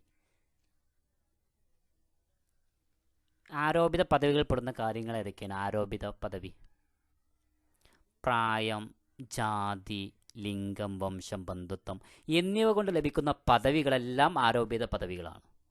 ഒരാളൊരു ജാതിയിൽ ജനിച്ചു, അത് ആരോപിത പദവിയാണ്. വംശം, ബന്ധുത്വം എന്നിവ കൊണ്ട് ലഭിക്കുന്ന പദവികളെല്ലാം ആരോപിത പദവിയാണ്. ഇനി ആർജിത പദവി എന്ന് പറഞ്ഞാലോ, അച്ചീവ്ഡ് സ്റ്റാറ്റസ് എന്ന് പറഞ്ഞാൽ വ്യക്തിപരമായ കഴിവ്, നേട്ടങ്ങൾ, മൂല്യങ്ങൾ, തെരഞ്ഞെടുക്കൽ എന്നിവയിലൂടെ ഒരു വ്യക്തി നേടിയെടുത്ത കഴിവിനെയാണ് ആർജിത പദവി. ഉദാഹരണം, ഒരാൾ പഠിച്ച് ഡോക്ടറാവുക, ഒരാൾ പഠിച്ച് അധ്യാപകനാവുക. ഇതൊക്കെ ഒരു ആർജിത പദവിയാണ്. ആർക്കും പറ്റും സ്വന്തം പ്രയത്നം കൊണ്ട്. ഇപ്പോൾ നിങ്ങൾ പഠിച്ച നല്ല രീതിയിൽ 4 ദിവസം കൊണ്ട് പഠിച്ച് നല്ല മാർക്ക് വാങ്ങാൻ ആർക്കും പറ്റും. ഒരു വീട്ടിൽ ജനിച്ചതെന്ന് വിചാരിച്ചിട്ട് സമ്പന്നരായ വീട്ടിൽ ജനിച്ചുകൊണ്ട് പിന്നെ ഒന്നും പഠിക്കാതിരുന്നാൽ മാർക്ക് കിട്ടൂല. പറ്റ മോശപ്പെട്ട ദരിദ്രാവസ്ഥയിൽ പഠിക്കുന്ന ഒരു കുട്ടിക്ക് പോലും നല്ല രീതിയിൽ എന്ത് ചെയ്യാൻ പറ്റും? പഠിച്ച് മുന്നോട്ട് പോകാൻ പറ്റും. അതാണ് ആർജിത പദവി. നോക്കാം, ഉദാഹരണം നോക്കാം. ആരോപിത പദവി എന്ന് പറഞ്ഞാൽ മകൻ, അമ്മ അല്ലേ? പിന്നെയോ ആർജിത പദവി അധ്യാപിക, ഡോക്ടർ. ഇതൊക്കെ അതിന് ഉദാഹരണമാണ്. ഇതൊക്കെ എല്ലാവർക്കും ശരിയാവും. Match the following. ചാൾസ് ഡാർവിനുമായി ബന്ധപ്പെട്ടതാണ് പരിണാമം, എവല്യൂഷൻ, തിയറി ഓഫ് എവല്യൂഷൻ. പരിണാമം എന്ന് പറഞ്ഞാൽ തന്നെ മാറ്റമാണ് അല്ലേ? ചേഞ്ചാണ്. എമിൽ ദുർഖെയുമായി ബന്ധപ്പെട്ടതാണ് സോളിഡാരിറ്റി, ഐക്യദാർഢ്യം. ഏതൊക്കെ 2 തരത്തിലുള്ള ഐക്യദാർഢ്യം ഉണ്ട്, ഏതൊക്കെയാണെന്ന് കമൻറ്റ് ചെയ്യൂ. ഒരു 5-6 പോയിന്റ് ഓരോന്നിനും പഠിച്ചു വെക്കും വേണം. അത് വീഡിയോ ചെയ്തിട്ടുണ്ട്, വേണമെങ്കിൽ ഡിസ്ക്രിപ്ഷൻ ബോക്സിൽ കൊടുക്കാം. സോളിഡാരിറ്റി, ഐക്യദാർഢ്യം, അതുമായി ബന്ധപ്പെട്ടതാണ്. എമിൽ ദുർഖെയുമായി ബന്ധപ്പെട്ടതാണ് സമൂഹത്തിലെ സദാചാര ശക്തി, moral forces of society. M N. Srinivas പ്രബല ജാതി, ഡോമിനൻ്റ് കാസ്റ്റ് എന്ന പദം ഉപയോഗിച്ച വ്യക്തിയാണ് എം.എൻ. ശ്രീനിവാസ്. ഇത് ശ്രദ്ധിക്കണേ, ഇത് ചിലപ്പോൾ +2 ശരിക്കും പഠിക്കാനുള്ളതാണ്. പ്രബല ജാതി, ഡോമിനൻ്റ് കാസ്റ്റ്. എം.എൻ. ശ്രീനിവാസ് ഉപയോഗിച്ച ഇതേപോലുള്ള 2 പദങ്ങളാണ്. ഡോമിനൻ്റ് കാസ്റ്റ്, സംസ്കൃതവൽക്കരണം, സംസ്കൃതൈസേഷൻ, ഡോമിനൻ്റ് കാസ്റ്റൊക്കെ അല്ലെങ്കിൽ ബ്രാഹ്മണവൽക്കരണം, ഇതൊക്കെ എം.എൻ. ശ്രീനിവാസുമായി ബന്ധപ്പെട്ടതാണ്. പ്രബല ജാതി എന്ന് പറഞ്ഞാൽ അവർക്ക് രാഷ്ട്രീയ മേധാവിത്വം ഉണ്ടാവും. ഒരു സമൂഹത്തിൽ രാഷ്ട്രീയ മേധാവിത്വം ഉണ്ടാവും. നല്ല ജനസംഖ്യയുള്ള ഒരു വിഭാഗമായിരിക്കും അവർ. സാമ്പത്തിക സ്ഥിതി നല്ല രീതിയിലായിരിക്കും. ഇങ്ങനെ 2-3 പ്രത്യേകതകൾ പറയുന്നുണ്ട്. അപ്പോൾ നമ്മുടെ ഭൂപരിഷ്കരണ നിയമത്തിൻ്റെ ഫലമായിട്ട് രാഷ്ട്രീയ സ്വാധീനവും സാമ്പത്തിക സ്വാധീനവും ആൾക്കൂട്ടവുമുള്ള ഒരു വിഭാഗത്തെയാണ് എന്ത് പറയുക, പ്രബല ജാതി എന്ന് പറയുന്നത്. ഉദാഹരണം പറഞ്ഞാൽ പ്രബല ജാതി മറാത്ത, ഗുജറാത്തിലെ പട്ടിദാർമാർ, പട്ടി എന്നാണ് പഠിച്ചോ, പട്ടി, ഗുജറാത്തിലെ പട്ടിദാർമാർ, കർണാടകയിലെ വക്കാലിംഗന്മാർ, ലിംഗായത്ത് വംശജർ, ഉത്തർപ്രദേശിലെയും ബീഹാറിലെയും യാദവ് വംശജർ, യാദവർ, മുലായം സിംഗ് യാദവ്, ലാലു പ്രസാദ് യാദവ്, ഇവരൊക്കെ അവിടെ മുഖ്യമന്ത്രിമാരായ വ്യക്തികളാണ്. ഇവരൊക്കെ പ്രബല ജാതിയിൽപ്പെട്ടവരാണ്. ഈ പദം ഉപയോഗിച്ചത് ആരാ? എം.എൻ. ശ്രീനിവാസാണ്. ഇനി 4 റിസർച്ചർ, ഗവേഷകൻ. അത് ആരുമായി ബന്ധപ്പെട്ടിരുന്നു? സെൽഫ് റിഫ്ലക്സിവിറ്റി അല്ലേ? സ്വയം പ്രതിഫലനം, സ്വയം വിലയിരുത്തുക എന്നുള്ളതാണ് അല്ലേ?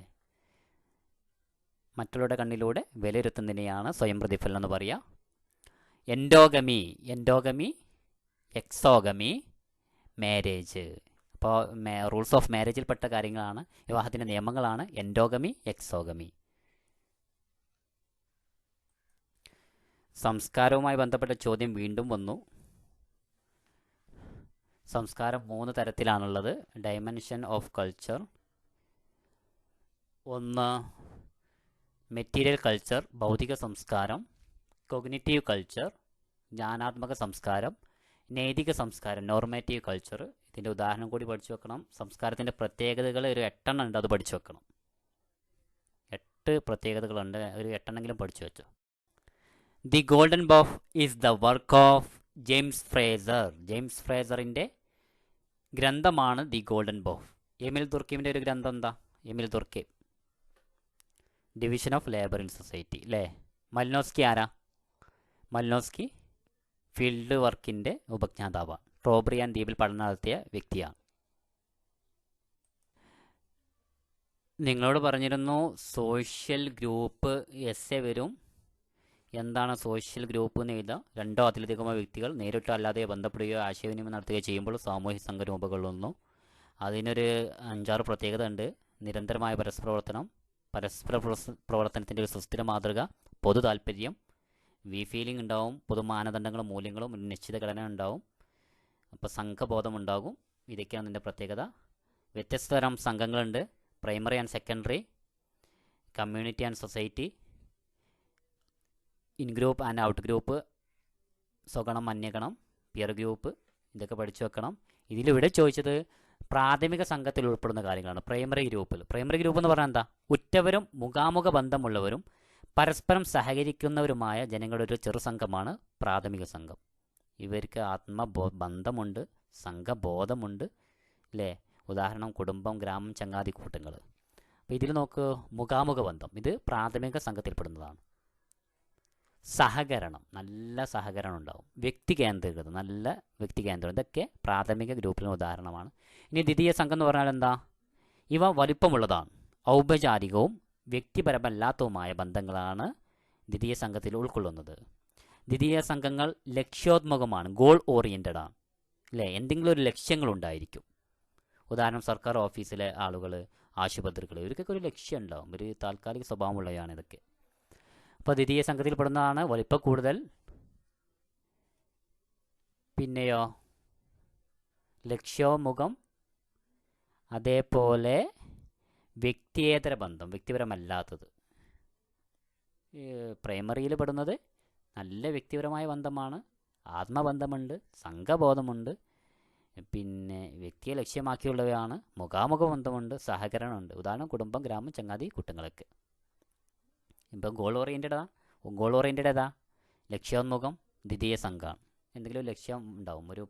പിന്നെ ഒരു വിദ്യാലയത്തിലെ അധ്യാപകർ അവരൊരു ലക്ഷ്യത്തിന് വേണ്ടിയിട്ടാണ് അവിടെ സ്റ്റാഫ് റൂമിൽ ഒരുമിച്ച് കൂടുന്നത്, അവർ പഠിപ്പിക്കുക. അപ്പോൾ അവർ അത്ര ബന്ധം ഉണ്ടായെങ്കിൽ പോലും ഈ പ്രാഥമിക സംഘത്തിൻ്റെ അത്ര ബന്ധങ്ങളൊന്നും ഉണ്ടാവില്ല. പിന്നെ കാണുമ്പോൾ ചിരിക്കും, കാണും, സംസാരിക്കും, പക്ഷേ അവർ തമ്മിലുള്ള ബന്ധം അത്രത്തോളം മികച്ചതാണെന്ന് പറയാൻ പറ്റില്ല.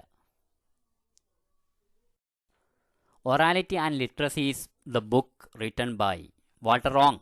ഒറാലിറ്റി ആൻഡ് ലിറ്ററസി എന്ന ഗ്രന്ഥം എഴുതിയത് വാൾട്ടർ റോങ് ആണ്. കഴിഞ്ഞ പ്രാവശ്യത്തെ പബ്ലിക് എക്സാമിന് ഈ ചോദ്യം ചോദിച്ചിട്ടുണ്ട്. ഒറാലിറ്റി ആൻഡ് ലിറ്ററസി എഴുതിയത് വാൾട്ടർ ഓങ് ആണ്. Match the following. Industrial revolution, വ്യാവസായിക വിപ്ലവം. വ്യാവസായിക വിപ്ലവവുമായി ബന്ധപ്പെട്ട് ഇന്ന് കണ്ടുപിടിച്ച കണ്ടുപിടുത്തങ്ങളായിരിക്കും ചിലപ്പോൾ ഓപ്ഷനിലുണ്ടാവുക. Spinning Jenny, Britain. വ്യാവസായിക വിപ്ലവം ആരംഭിച്ചത് ബ്രിട്ടനിലാണ്. കാൾ മാക്സുമായി ബന്ധപ്പെട്ടതാണ് ക്ലാസ് സ്ട്രഗിൾ, വർഗ സംഘടനം അല്ലെങ്കിൽ വർഗ സമരം. ബൂർഷോസീസ് എന്നുള്ള പദം കാൾ മാക്സ് ഉപയോഗിച്ചതാണ്. എമിൽ ദുർക്കെയിം ഇമ്പോർട്ടൻ്റ് നൽകിയത് സാമൂഹിക വസ്തുതകൾക്കാണ്, സോഷ്യൽ ഫാക്റ്റിനാണ്, സാമൂഹിക വസ്തുത. ഡിവിഷൻ ഓഫ് ലേബർ, എത്ര പ്രാവശ്യമല്ലേ ഇത് ചോദിച്ചത്? ഡിവിഷൻ ഓഫ് ലേബർ എന്താണ്? തൊഴിൽ വിഭജനം. Division of labour in society ആരുടെ ഗ്രന്ഥമാണ്? എമിൽ ദുർക്കെയിമിൻ്റെ ഗ്രന്ഥമാണ്. മാക്സ് വെബർ, എംപതറ്റിക് അണ്ടർസ്റ്റാൻഡിങ്, സഹഭാവധാരണ. അതേപോലെ വാല്യൂ ന്യൂട്രാലിറ്റി, മൂല്യനിരപേക്ഷത. ഫ്രഞ്ച് റവല്യൂഷൻ അതിൻ്റെ സ്ലോഗൻ എന്താ?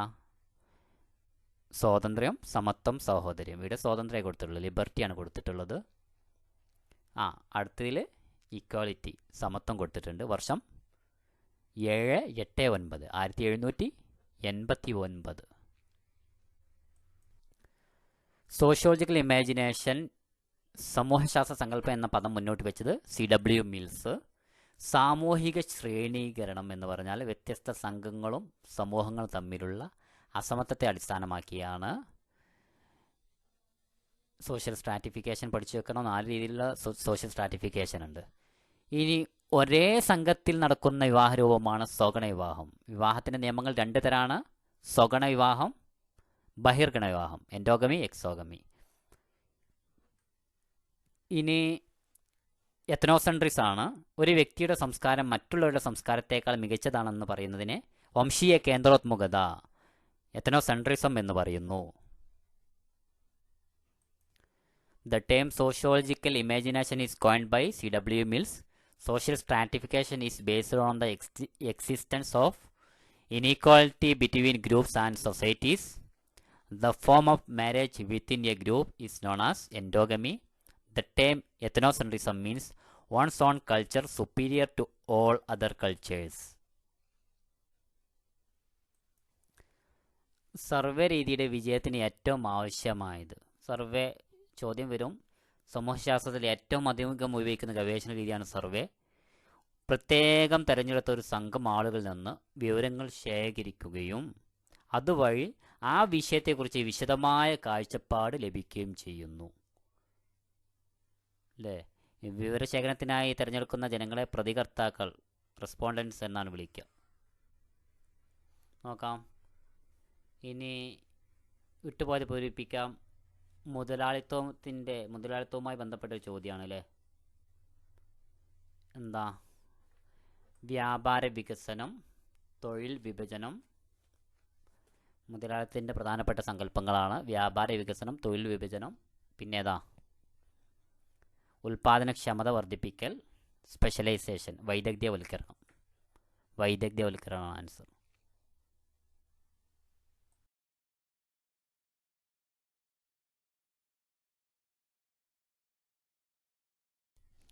സമൂഹത്തിൽ വളരെ സാവധാനം നടക്കുന്ന മാറ്റത്തെയാണ് പരിണാമപരമായിട്ടുള്ള മാറ്റം എന്ന് പറയുന്നത്. The change that take place slowly in societies evolution. ഇനി വിപ്ലവകരമായ മാറ്റം എന്ന് പറഞ്ഞാലോ, സമൂഹത്തിൽ വളരെ പെട്ടെന്നുണ്ടാകുന്ന മാറ്റമാണ് വിപ്ലവം, റവല്യൂഷണറി ചേഞ്ച് എന്ന് പറഞ്ഞാൽ. അടുത്ത ചോദ്യം ഒറ്റപ്പെട്ടത് തിരഞ്ഞെടുത്ത് എഴുതാനാണ്. സുനാമി, വെള്ളപ്പൊക്കം, ഭോപ്പാൽ ദുരന്തം. ഇതിൽ ഭോപ്പാൽ ട്രാജഡി 1984 നടന്ന ഭോപ്പാൽ ദുരന്തമാണ് ഒറ്റപ്പെട്ടത്. സുനാമി, വെള്ളപ്പൊക്കമൊക്കെ നാച്ചുറൽ ഡിസാസ്റ്ററാണ്. ഭോപ്പാൽ ദുരന്തം മാൻമേഡ് ഡിസാസ്റ്ററാണ്, മനുഷ്യനിർമ്മിതമായിട്ടുള്ള ദുരന്തമാണ് ഭോപ്പാൽ ദുരന്തം. ഇനി Karl Marx is associated with the concept. Karl മാർക്സുമായി ബന്ധപ്പെട്ട സങ്കല്പം ഏതാണ്? വർഗസമരമാണ്, ക്ലാസ് സ്ട്രഗിളാണ്. വർഗസമരമാണ് കാൾ മാർക്സുമായി ബന്ധപ്പെട്ട സങ്കല്പം. ചിലപ്പോൾ അന്യവൽക്കരണം ആയിരിക്കും ചോദിക്കുക, അന്യവൽക്കരണം. സാമൂഹിക വസ്തുത, സോഷ്യൽ ഫാക്ട് ആരുമായി ബന്ധപ്പെട്ടതാണ്? Emile Durkheim. ആദർശ മാതൃകയോ? Max Weber. Ideal type Max Weber. ഈ ചോദ്യങ്ങളൊന്നും മെയിൻറ്റെയിൻ ചെയ്യാതെ ഇനിയിത് പിന്നെ കേൾക്കല്ലോ എന്ന് വിചാരിച്ചിട്ട് മാറ്റിവെക്കരുത്. എല്ലാ ചോദ്യങ്ങളും നോക്കിപ്പോകണം കേട്ടോ. ജെസ് ഗുരെ, സോഷ്യോളജിക്കൽ ബുള്ളറ്റിൻ പ്രസിദ്ധീകരിച്ചത് ജെസ് ഗുരെയാണ്. AR ദേശായി, ക്ഷേമരാഷ്ട്രം. അതിന് 3 സവിശേഷത പഠിച്ചിരുന്നില്ലേ? ക്ഷേമരാഷ്ട്രം. ഓക്കെ. MN ശ്രീനിവാസ്, സംസ്കൃതവൽക്കരണം, സംസ്കൃതൈസേഷൻ അല്ലെങ്കിൽ ഡോമിനൻ്റ് കാസ്റ്റ്, പ്രബല ജാതി. ഇതും MN ശ്രീനിവാസിൻ്റെതാണ്. അദ്ദേഹത്തിൻ്റെ ഗ്രന്ഥം ഏതാ? The remembered village. ഏത് ഗ്രാമത്തിൽ അദ്ദേഹം പഠനം നടത്തിയത്? മൈസൂരിനടുത്തുള്ള രാംപുര ഗ്രാമത്തിലാണ് അദ്ദേഹം പഠനം നടത്തിയത്. ഇനി DP മുഖർജി, ലിവിങ് ട്രഡീഷൻ അല്ലേ, സജീവ പാരമ്പര്യം. ജാതി, സ്വഗണ വിവാഹം. ഒരാൾ സ്വന്തം ജാതിയിൽ നിന്ന് വിവാഹം ചെയ്യുന്നതിനെയാണ് സ്വഗണ വിവാഹം എന്ന് പറയുക. ഹെർബർട്ട് റെസ്ലി, നരവംശാസ്ത്രം. സോഷ്യോളജിക്കൽ ഇമാജിനേഷൻ, സാമൂഹിക സങ്കല്പം എന്ന ആശയം മുന്നോട്ട് വെച്ച ശാസ്ത്രജ്ഞൻ്റെ പേര് എഴുതുക. സാമൂഹ്യ നിയന്ത്രണം, ഔപചാരികം, അനൗപചാരികം.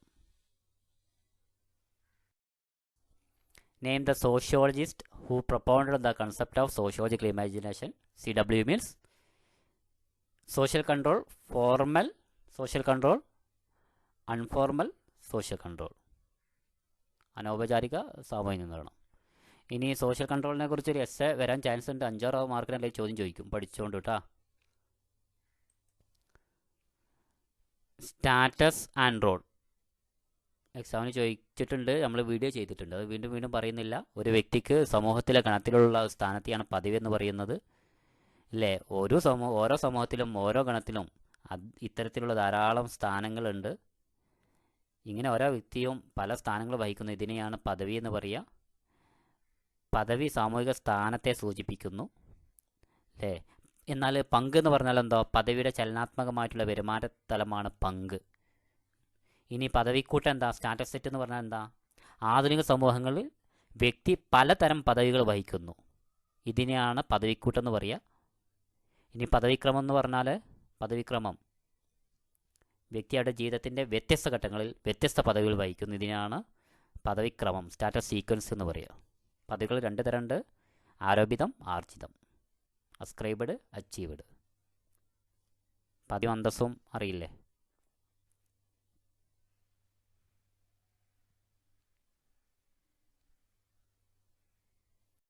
ഇനി ആധുനിക സമൂഹത്തിൻ്റെ സവിശേഷതകൾ: പരമാധികാരം, പൗരത്വം, ദേശീയത. Status is the position of an individual in society. Features of modern society: sovereignty, citizenship, nationalism. ഇത് മൂന്നും പഠിച്ചു വെക്കണം. അതിൻ്റെ കൂടെ ഇതിൻ്റെ കൂടുതൽ പോയിന്റ് കൂടി പഠിച്ചു വെക്കണം. എന്താണ് നാഷണാലിസം? ദേശീയത എന്ന് പറഞ്ഞാൽ പൗരത്വത്തിൻ്റെ 3 കാര്യങ്ങൾ. പരമാധികാരം എന്ന് പറഞ്ഞാൽ എന്താ? ഇതൊക്കെ പഠിച്ചു വെക്കണം. സ്ട്രീറ്റ് കോർണർ സൊസൈറ്റി എന്ന ഗ്രന്ഥം എഴുതിയത് വില്യം ഫൂട്ട്ബൈറ്റ്. ഇറ്റാലിയൻ അമേരിക്കൻ ചേരിയിലെ തെരുവ് ഗാങ്ങിനെ കുറിച്ച് സ്ട്രീറ്റ് കോർണർ സൊസൈറ്റി എന്ന പുസ്തകം എഴുതിയത് വില്യം ഫൂട്ട്ബൈറ്റ്. താഴെ തന്നിട്ടുള്ളവയിൽ സാമൂഹിക സംയോജന പ്രക്രിയക്ക് ഉദാഹരണം എഴുതുക. സഹകരണമാണ്. Protestant ethic and the spirit of capitalism ആരുടെ ഗ്രന്ഥം? മാക്സ് വെബറിൻ്റെ. Protestant ethic and the spirit of capitalism Max വെബറിൻ്റെ ഗ്രന്ഥമാണ്. അതുമായി ബന്ധപ്പെട്ട ചോദ്യം ചോദിക്കാറുണ്ട്. എങ്ങനെ ചോദിക്കുക? മതവുമായി ക്യാപിറ്റലിസത്തിന്, മുതലാളിത്തത്തിന് ബന്ധമുണ്ടോ? വിശദീകരിക്കുക. അപ്പോൾ ഈ എഴുതണം മതവുമായി ബന്ധമുണ്ട്. ഉദാഹരണം പറഞ്ഞാൽ Protestant ethic and the spirit of capitalism എന്ന ഗ്രന്ഥത്തിൽ മാക്സ് വെബർ പറഞ്ഞിട്ടുണ്ട്, ക്രിസ്ത്യാനിറ്റിയിൽ 2 വിഭാഗമുണ്ട്, ഒന്ന് പ്രൊട്ടസ്റ്റന്റ്, മറ്റൊന്ന് കത്തോലിക്ക. ഈ പ്രൊട്ടസ്റ്റന്റ് വിഭാഗം ആളുകൾ അവർക്ക് അവരുടെ ലക്ഷ്യം എന്ന് പറയുന്നത് കൂടുതൽ പണം സമ്പാദിക്കുക എന്നുള്ളതാണ്. ഇങ്ങനെ കൂടുതൽ പണം സമ്പാദിച്ചാൽ ദൈവത്തിൻ്റെ പ്രീതി ലഭിക്കും, സ്വർഗം ലഭിക്കും. അതുകൊണ്ട് തന്നെ ഈ പ്രൊട്ടസ്റ്റന്റ് വിഭാഗക്കാരെ ധാരാളം പണം സമ്പാദിച്ചു. അവർ ആഡംബരം ചെയ്യുന്ന ദൈവത്തിന് ഇഷ്ടമല്ല, അതുകൊണ്ട് അവരും ആഡംബരം ചെയ്തില്ല. ഇങ്ങനെ അവർ ധാരാളം യൂറോപ്യൻ രാജ്യങ്ങളിൽ അധികം പ്രൊട്ടസ്റ്റന്റ് മതക്കാർ അധിവസിക്കുന്നവരാണ്. അങ്ങനെ ഇവർ ധാരാളം സമ്പത്ത് കുമിഞ്ഞുകൂട്ടി അവർ ദൈവത്തിൻ്റെ പ്രീതിക്ക് വേണ്ടി നല്ലോണം സമ്പാദിച്ചു. അങ്ങനെ ഇത് സമ്പാദിച്ചപ്പോൾ ഇത് മുതലാളിത്തവുമായി ബന്ധമുണ്ടല്ലോ. ഇതാണ് മാക്സ് വെബർ പറഞ്ഞിട്ടുള്ളത്. ഇത് ഗ്രന്ഥത്തിൽ Protestant ethic and the spirit of capitalism എന്ന ഗ്രന്ഥത്തിൽ. William Foote Whyte wrote the book Street Corner Society about street gang in Italian American slum. Okay, അടുത്തതിൻ്റെ ഉത്തരം കോർപ്പറേഷൻ ആണ്. The Protestant ethic and spirit of capitalism is the book by Max Weber. M N. ശ്രീനിവാസന്റെ ഗ്രന്ഥം the remembered village. T P. Mukherjee living tradition. Auguste Comte father of sociology അല്ലെങ്കിൽ social ഫിസിക്സിന്റെ പിതാവ്. താഴെ തന്നിട്ടുള്ളതിൽ പാരിസ്ഥിതിക പ്രശ്നമല്ലാത്തത്: വിഭവശോഷണം പാരിസ്ഥിതിക പ്രശ്നമാണ്, ആഗോളതാപനം പാരിസ്ഥിതിക പ്രശ്നമാണ്, മലിനീകരണം പാരിസ്ഥിതിക പ്രശ്നമാണ്, വനവൽക്കരണം പരിസ്ഥിതി പ്രശ്നമല്ല. ആൻസർ വനവൽക്കരണമാണ്. വർഗസമരം ആരുടേതാ? ക്ലാസ് സ്ട്രഗിൾ കാൾ മാക്സിൻ്റേതാണ്. അന്യവൽക്കരണം ആരുടേതാ? കാൾ മാക്സിൻ്റേതാണ്. മോഡ് ഓഫ് പ്രൊഡക്ഷൻ ആരുടേതാ? കാൾ മാക്സിൻ്റേതാണ്. ബൂർഷോസി എന്ന പദം കാൾ മാക്സിൻ്റേതാണ്. ദാസ് ക്യാപിറ്റൽ ആരുടെ ഗ്രന്ഥം? കാൾ മാക്സിൻ്റേത്. പിന്നെയോ കമ്മ്യൂണിസ്റ്റ് മാനിഫെസ്റ്റോ കാൾ മാക്സിൻ്റേത്. മാക്സ് വെബർ ലൈഫ് ചാൻസസ് ജീവിതാവസരങ്ങൾ എന്നുള്ളത് ആരുമായി ബന്ധപ്പെട്ടതാണ്? Max Weber. ഇനി സ്ഥാപനവൽകൃത ഇന്ത്യൻ സോഷ്യോളജിയുടെ പിതാവ് എന്നറിയപ്പെടുന്നത് ജി.എസ്. ഗുരയാണ്. ജി.എസ്. ഗുരെ. സ്ഥാപനവൽകൃത ഇന്ത്യൻ സോഷ്യോളജിയുടെ പിതാവ് ജി.എസ്. ഗുരെ. കുട്ടികളെ ഇമ്പോർട്ടൻ്റ് ആയിട്ടുള്ള പാരിസ്ഥിതിക പ്രശ്നങ്ങൾ പഠിച്ചു വെക്കണം. റിസോഴ്സ് ഡെപ്ലീഷൻ അല്ലേ, വിഭവശോഷണം, global warming, pollution, manmade disaster and natural disaster, ഇതൊക്കെ പഠിച്ചു വെക്കണം. പിന്നെ ക്ലാസ് സ്ട്രഗിൾ ആരുമായി ബന്ധപ്പെട്ടതാണ്? Karl Marx. കളക്റ്റീവ് കോൺഷ്യസ്നസ് ആരുമായി ബന്ധപ്പെട്ടതാണ്? കളക്റ്റീവ് കോൺഷ്യസ്നസ് അല്ലെങ്കിൽ സോഷ്യൽ സോളിഡാരിറ്റി, ഇതാരുമായി ബന്ധപ്പെട്ടതാണ്? എമിൽ ദുർക്കയുമായി ബന്ധപ്പെട്ടതാണ് അല്ലേ. G S. Ghurye is considered as father of institutionalised sociology in India, അല്ലെങ്കിൽ അക്കാദമിക് സോഷ്യോളജിയുടെ പിതാവാരാണ്? ജി.എസ്. ഗുരെയാണ്. Sarat Chandra Roy, match the following ആണ് ശരത് ചന്ദ്ര റോയിൻ്റെ ജേണൽ ഏതാ? മാൻ ഇൻ ഇന്ത്യ എന്ന ജേണൽ പ്രസിദ്ധീകരിച്ചത് Sarat Chandra Roy. G S. Ghurye, caste and race in India, ഇന്ത്യയിലെ ജാതിയും വംശവും. ഡി.പി. മുഖർജി, ലിവിങ് ട്രഡീഷൻ, എത്ര പ്രാവശ്യം അത് ചോദിച്ചത്, ലിവിങ് ട്രഡീഷൻ, ജൈവ പാരമ്പര്യം. M N. Srinivas, religion and society among Coorgs of South India, കഴിഞ്ഞ മോഡൽ എക്സാമിന് ചോദിച്ച ചോദ്യം. Religion and society among Coorgs of South India, South ഇന്ത്യയിലെ ദക്ഷിണേന്ത്യയിലെ കൂറുകൾക്കിടയിലുള്ള മതവും സമൂഹവും എന്ന ഗ്രന്ഥം എഴുതിയത് എം.എൻ. ശ്രീനിവാസ്. മറ്റൊരു ഗ്രന്ഥം ദി റിമെമ്പേർഡ് വില്ലേജ്, ഏത് ഗ്രാമത്തെക്കുറിച്ച് പഠിച്ചു? രാംപുര ഗ്രാമം, മൈസൂരിനടുത്തുള്ള. എ.ആർ. ദേശായി ഒരു ആജീവനാന്ത കമ്മ്യൂണിസ്റ്റ് ആണ് അല്ലേ. അദ്ദേഹത്തിൻ്റെ ഗ്രന്ഥം the social background of Indian nationalism, Indian ദേശീയതയുടെ സാമൂഹിക പശ്ചാത്തലം. മറ്റൊരു ഗ്രന്ഥം കർഷക സമരങ്ങൾ. ആൻസർ കിട്ടുന്നുണ്ടോ എന്ന് നോക്ക്.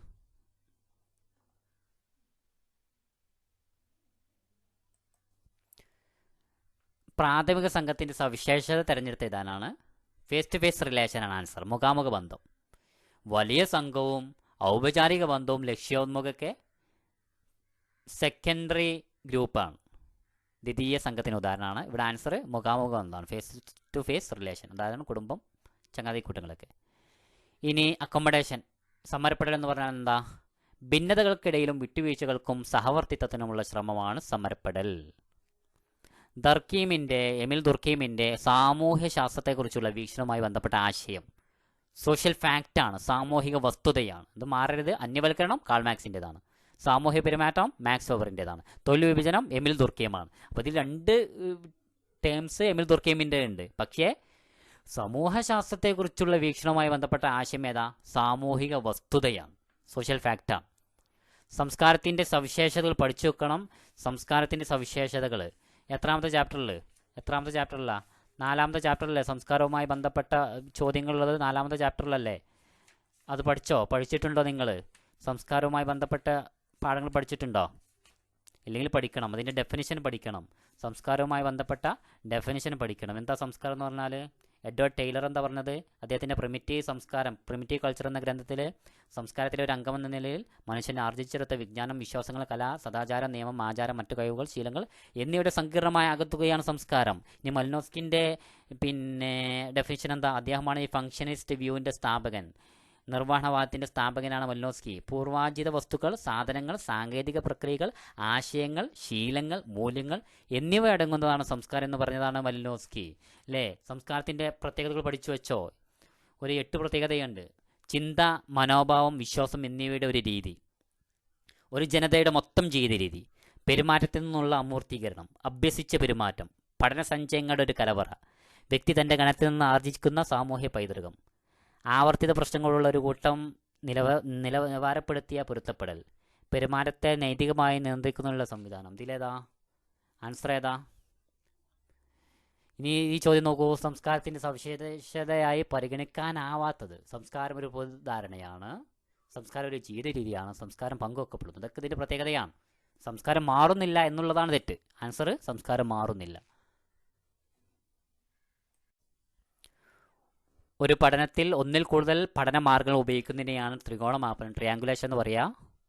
Researcher uses multiple method is use in research. Researcher വ്യത്യസ്തമായിട്ടുള്ള പഠന രീതികൾ ഒരു റിസർച്ചിൽ ഉപയോഗിക്കുന്നതിനെയാണ് ത്രികോണമാപനം എന്ന് പറയുക. ഉദാഹരണം പറഞ്ഞാൽ സർവേയും ഇൻ്റർവ്യൂവും ഒരേ റിസർച്ചിൽ എന്ത് ചെയ്യുക? ഉൾപ്പെടുത്തുക. ഇതിനാണ് ത്രികോണമാപനം എന്ന് പറയുക. ഇനി ഘട്ടവൽക്കരണം, ഗട്ടൈസേഷൻ എന്ന് പറഞ്ഞാൽ ഇന്ത്യയിലെ സാമൂഹിക സംഘർഷങ്ങൾ ചില മിശ്ര സമുദായ അല്പങ്ങളെ ഏക സമുദായ അല്പക്കങ്ങളായി പരിവർത്തനം ചെയ്യുന്നതിന് ഇടയാക്കിയിട്ടുണ്ട്. ഈ പ്രക്രിയ വിശേഷിപ്പിക്കുന്നതിന് അനുയോജ്യമായ പദമാണ് ഘട്ടവൽക്കരണം. എന്താ ഘട്ടവൽക്കരണം എന്ന് പറഞ്ഞാൽ ഇപ്പോൾ തന്നെ പഠിച്ചു വെച്ചോ. ഘട്ടവൽക്കരണം, ഏക സമുദായവൽക്കരണം. ചിലപ്പോൾ ഘട്ടവൽക്കരണം എന്ന് പറയാം, ഘട്ടൈസേഷൻ എന്ന് പറയാം, പിന്നെയോ പിന്നെയോ ആ ഗട്ടൈസേഷൻ, ഗട്ടവൽക്കരണം, ഏകസമുദായവൽക്കരണം. ഏകസമുദായവൽക്കരണം ചോദിക്കാം. അപകട സാധ്യതയുള്ള സമൂഹം എന്ന് പറയുന്നത് എന്താ? വ്യവസായവൽക്കരണം മൂലം വിഭവ ചൂഷണം വർദ്ധിക്കുകയും അത് പരിസ്ഥിതി നശിപ്പിക്കുകയും ചെയ്യുന്നു. അങ്ങനെ മനുഷ്യനെ പൂർണ്ണമായി മനസ്സിലാക്കാൻ പറ്റാത്ത സാങ്കേതിക വിദ്യകൾ ഉപയോഗപ്പെടുത്തുന്നു. ഇത് മനുഷ്യരെ എന്ത് ചെയ്യുന്നു? പേടിപ്പെടുത്തുന്നു. ഇങ്ങനെ മനുഷ്യർ അപകട സാധ്യതയുള്ള സമൂഹത്തിലാണ് ജീവിക്കുന്നത്. ഉദാഹരണം പറഞ്ഞാൽ തമിഴ്നാട്ടിലെ കൂടംകുളം, അവിടെയുള്ള ജനങ്ങൾ ജീവിക്കുന്നത് ഇത് പൊട്ടിത്തെറിക്കുമോ എന്ന് പേടിച്ചിട്ടാണ്. ഭോപ്പാലിൽ നമ്മുടെ ആണവ ദുരന്തം ഉണ്ടായി. അവിടുത്തെ ജനങ്ങൾ ജീവിക്കുന്നത് എങ്ങനെ? ഒരു പേടിച്ചിട്ടാണ്. ഇവരുടെ സാങ്കേതിക വിദ്യകളൊക്കെ നമുക്ക് പ്രശ്നങ്ങൾ ഉണ്ടാക്കുന്നു എന്ന് പേടിച്ചിട്ടാണ്. ഇതിനാണ് അപകട സാധ്യതയുള്ള സമൂഹം എന്നൊക്കെ പറയുക. ഇനി അതിലെന്താ? കുലീനവൽക്കരണം എന്ന് പറയുന്നത് എന്താ? ജെൻട്രിഫിക്കേഷൻ. അത് നമ്മൾ പറഞ്ഞ കാര്യമാണ്. ബന്ധിത സമുദായം പറഞ്ഞാണ്, ഗേറ്റഡ് കമ്മ്യൂണിറ്റി പറഞ്ഞാണ്. ഇത് ചിലപ്പോൾ ഇത് 3 എക്സാം ചോദിക്കുക, 6 മാർക്കിന്. ഗെറ്റവൽക്കരണം, ഗെറ്റൈസേഷൻ, കുലീനവൽക്കരണം, ജെൻട്രിഫിക്കേഷൻ, ബന്ധിത സമുദായം, ഗേറ്റഡ് കമ്മ്യൂണിറ്റി. ഇത് 3 കൂടിയാണ് ചോദിക്കുക. 6 മാർക്കിനാണ് ചോദിക്കുക. ഇതൊക്കെ ഈ 3 കാര്യങ്ങളും നഗരവൽക്കരണത്തിൻ്റെ പ്രത്യേകതയാണ്. നഗരവൽക്കരണവുമായി ബന്ധപ്പെട്ട ചോദ്യം വന്നാലും ഈ 3 കാര്യങ്ങൾ എഴുതാൻ പറ്റും നിങ്ങൾക്ക്, അല്ലേ? പിന്നെ ചേരികളെക്കുറിച്ച് എഴുതാം. നഗരവൽക്കരണം എന്ന് പറഞ്ഞാൽ എന്താ? ഗ്രാമത്തിൽ നിന്ന് നഗരങ്ങളിലേക്ക് കുടിയേറുന്ന പ്രക്രിയയാണ് നഗരവൽക്കരണം, അല്ലേ? ഇതുമായി ബന്ധപ്പെട്ട ചോദ്യം വന്നാൽ ഗൊറ്റവൽക്കരണം എഴുതാം, ഗൊറ്റൈസേഷൻ എഴുതാം, ജെൻട്രിഫിക്കേഷൻ എഴുതാം, ബന്ധിത സമുദായമൊക്കെ എഴുതാം. അന്യവൽക്കരണത്തെക്കുറിച്ച് കാൾമാക്സിൻ്റെ ആശയങ്ങൾ ഡയഗ്രം പൂർത്തീകരിക്കുകയാണ്. അന്യവൽക്കരണം എന്ന് പറഞ്ഞാൽ സെപ്പറേഷൻ, വേറിടൽ എന്നർത്ഥം. 4 തരത്തിലുള്ള അന്യവൽക്കരണം ഉണ്ട്. പ്രകൃതി എന്നുള്ള അന്യവൽക്കരണം. ഇത് വീണ്ടും വീണ്ടും പറഞ്ഞാൽ നിങ്ങൾക്ക് ബോറടിക്കണ്ടെങ്കിലും കേട്ടോ, പഠിച്ചോ. ബോറടിക്കുന്നു അറിയാം, അത്രയും സമയമാണ്. എനിക്കും ബോറടിക്കുന്നുണ്ട്, കുറേ സമയമായില്ലേ. എത്ര സമയം അതിൻ്റെ വൈത്തലിങ്ങനെ. എങ്ങനെയെങ്കിലും നിങ്ങൾ നല്ല രീതിയിൽ മാർക്ക് വാങ്ങാന്നുള്ളത് മാത്രം ലക്ഷ്യം, അല്ലേ? പ്രകൃതി എന്ന് അന്യവൽക്കരണം. അലിനേഷൻ ഫ്രം നാച്ചർ, അല്ലേ? മനുഷ്യർ പരസ്പരം അന്യവൽക്കരിക്കപ്പെടുന്നു. അടുത്തതോ തൊഴിലാളി വർഗം അവരുടെ അധ്വാന ഫലത്തിൽ നിന്നുള്ള അന്യവൽക്കരണം. പിന്നെ മനുഷ്യർ അവനവനിൽ നിന്ന് അന്യവൽക്കരണം. ഇങ്ങനെ 4 തരത്തിലുള്ള അന്യവൽക്കരണമാണുള്ളത്. ആധുനിക രാഷ്ട്രത്തിൻ്റെ പ്രത്യേകത 3 പ്രത്യേകത പറയൂ. നിങ്ങൾ പഠിച്ചോ? ഇനി രാഷ്ട്രത്തിൻ്റെ പ്രത്യേകതകൾ. പരമാധികാരം, ദേശീയതയും കൊടുത്തിട്ടുണ്ട്. ബാക്കി എന്താ? കമൻറ്റ് ചെയ്തോ. കാരണം അത്രയും പ്രാവശ്യം പറഞ്ഞിട്ടുണ്ടല്ലോ. അതിൻ്റെ ഇടയിൽ ഒരു ചോദ്യം മറന്നിട്ടുണ്ട്. മാത്സ് ഓവറുമായി ബന്ധപ്പെട്ട ഒരു ചോദ്യമാണ് അധികാരം. 3 തരത്തിലുണ്ട്. ഒന്ന് പരമ്പരാഗത അധികാരം, ട്രഡീഷണൽ അതോറിറ്റി. പിന്നെ മറ്റൊന്നാണ് വ്യക്തിപ്രഭാധികാരം, കരിസ്മാറ്റിക് അതോറിറ്റി. മറ്റൊന്ന് യുക്തിപരവും നീതിപരമായ അധികാരം, റാഷണൽ ആൻഡ് ലീഗൽ അതോറിറ്റി. ഈ 3 പഠിച്ചു വെക്കുക. പിന്നെ ബ്യൂറോക്രസി പഠിച്ചു വെക്കുക. 5 സവിശേഷതകൾ പഠിക്കുക. ഈ അധികാരവുമായി ബന്ധപ്പെട്ട് വ്യക്തിപ്രഭാവ അധികാരം എന്ന് പറഞ്ഞാൽ അറിയില്ലേ? ഉദാഹരണമൊക്കെ എഴുതി വെക്കാം. ഗാന്ധിജിനൊക്കെ എഴുതി വെക്കാം, ഹിറ്റ്ലറിനൊക്കെ എഴുതി വെക്കാം, പ്രവാചകന്മാരെ എഴുതി വെക്കാം. ഇനി നോക്കാം, ഈ ചോദ്യം നോക്കൂ. ജാതിയും വർഗവും തമ്മിലുള്ള വ്യത്യാസമാണ് ഇത്. ശരിക്കും പറഞ്ഞാൽ ജാതിയും വർഗവും സോഷ്യൽ സ്ട്രാറ്റിഫിക്കേഷൻ, സാമൂഹിക ശ്രേണീകരണവുമായി ബന്ധപ്പെട്ട ചോദ്യം പഠിച്ചു വെക്കണം. അതിൽ പെടുന്നൊരു കാര്യമാണ്. 4 കാര്യങ്ങളുണ്ട്. അടിമത്തം, ജാതി, എസ്റ്റേറ്റ്, വർഗം. Slavery, estate, caste and class, വർഗം. അപ്പോൾ ജാതി ഒന്ന് പറഞ്ഞു നോക്കല്ലേ നമുക്ക് ആദ്യം. ജാതി എന്ന് പറഞ്ഞാൽ ജാതിയുടെ അടിസ്ഥാനം ജനനവും ശുദ്ധി അശുദ്ധി സങ്കല്പമാണ്. പിന്നെയോ ജാതി ജന്മം കൊണ്ട് നേടുന്നു. ജാതി പരമ്പരാഗതമാണ്. ജാതി വ്യവസ്ഥയ്ക്ക് മതത്തിൻ്റെ അംഗീകാരമുണ്ട്. ജാതി നിർണ്ണയിക്കപ്പെടുന്നത് ജനനത്തിൻ്റെ അടിസ്ഥാനത്തിലാണ്. പിന്നെന്താ?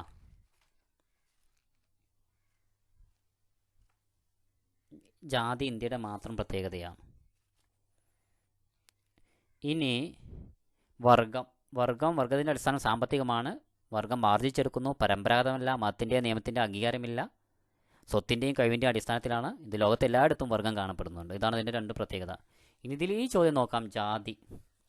ജാതി പ്യൂരിറ്റി, പൊല്യൂഷൻ, അല്ലേ? ശുദ്ധി അശുദ്ധി ജാതിയാണ്.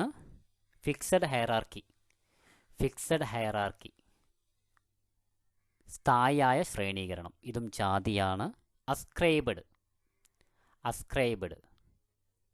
ആരോപിതം, ജാതിയാണ്. Rigid rigid. ഓക്കെ. ഇനി വർഗമോ? വർഗം ഓപ്പൺ ആണ്, തുറന്നതാണ്. അപ്പോൾ അയവുള്ളത് ഏതാണ്? ജാതിയാണ്. വർഗം തുറന്നതാണ്, അച്ചീവ്മെൻറ്റ് ബേസ്ഡ് ആണ്, നേട്ടത്തിൽ അധിഷ്ഠിതം, അച്ചീവ്മെൻറ്റ് ബേസ്ഡ് ആണ്, ഫ്ലെക്സിബിൾ ആണ്, ഫ്ലെക്സിബിൾ ആണ്. പിന്നെയോ സോഷ്യൽ മൊബിലിറ്റി, സാമൂഹ്യ ചലനാത്മകത.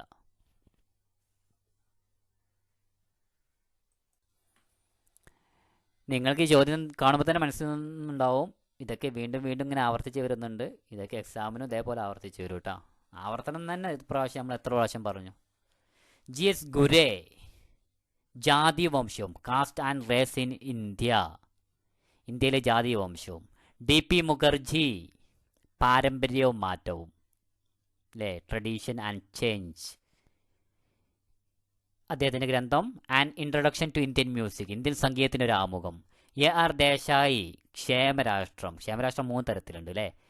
ഇന്ത്യൻ ദേശീയതയ്ക്ക് ഒരു ആമുഖം, അല്ലെങ്കിൽ the social background of Indian nationalism, Indian ദേശീയതയുടെ സാമൂഹിക പശ്ചാത്തലം. MN ശ്രീനിവാസ്, അദ്ദേഹം ഗ്രാമത്തെക്കുറിച്ച് പഠിച്ച വ്യക്തിയാണ്, വില്ലേജ് സ്റ്റഡി, ഗ്രാമപഠനങ്ങൾ. ലൂയിസ് ഡ്യൂമണ്ടുമായി സംവാദം നടത്തിയ വ്യക്തിയാണ് MN ശ്രീനിവാസ്. ശരത് ചന്ദ്ര റോയ്, ആക്സിഡൻ്റൽ ആന്ത്രോപോളജിസ്റ്റാണ്, യാദൃശ്ചിക നരവംശ ശാസ്ത്രജ്ഞനാണ്.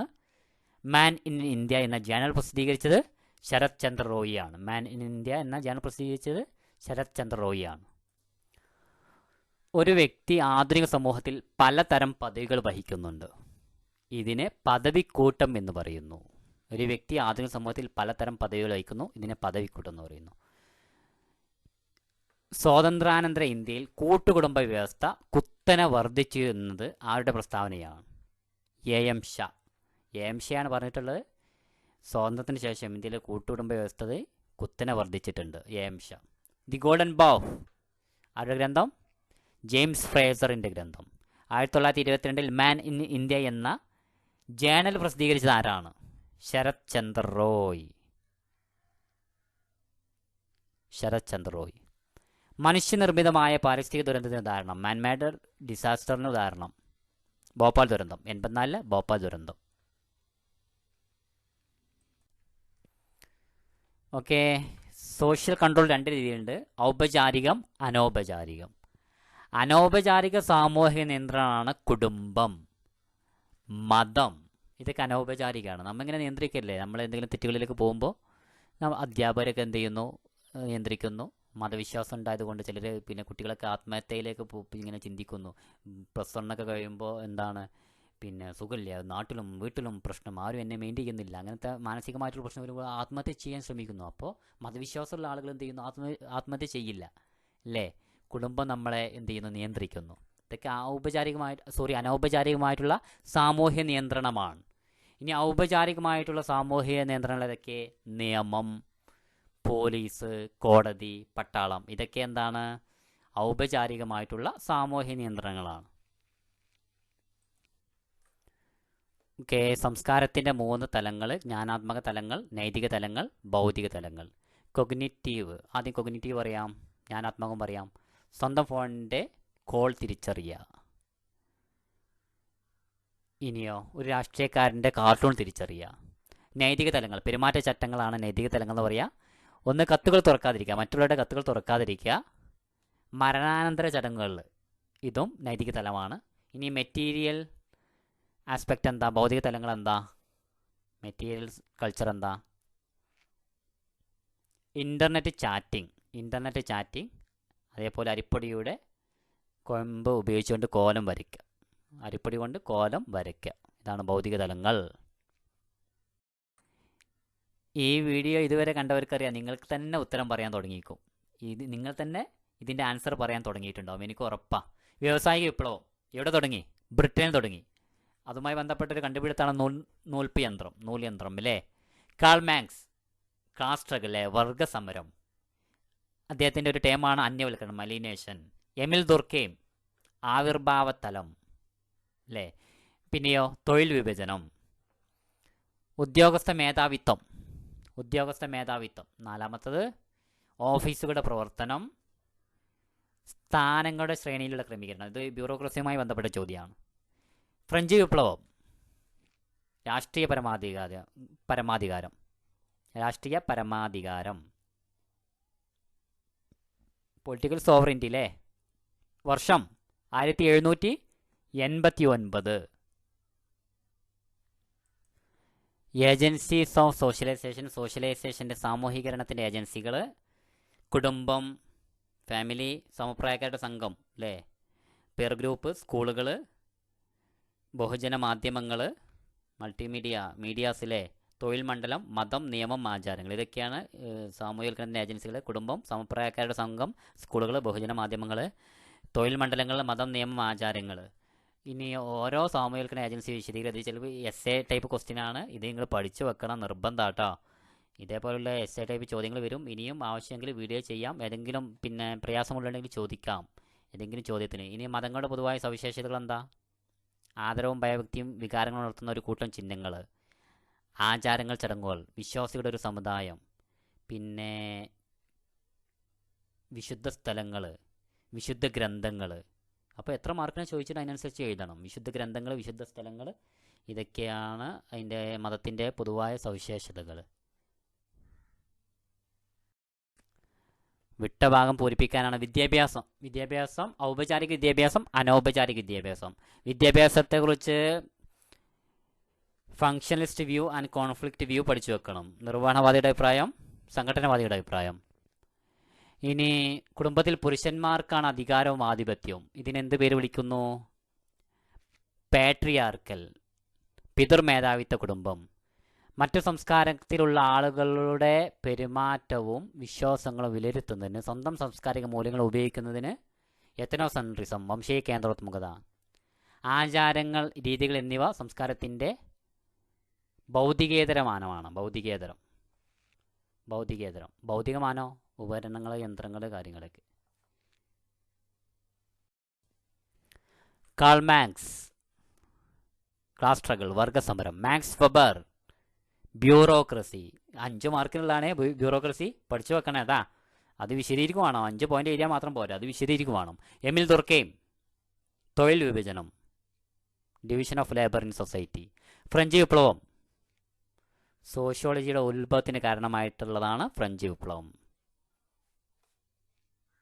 ഇനി ലഘു കുറിപ്പ് തയ്യാറാക്കണം. നേരത്തെ പറഞ്ഞില്ലേ, ഗൊറ്റവൽക്കരണം, ഗൊറ്റൈസേഷൻ, ഗേറ്റഡ് കമ്മ്യൂണിറ്റി, ബന്ധിത സമുദായങ്ങൾ എന്താണ്?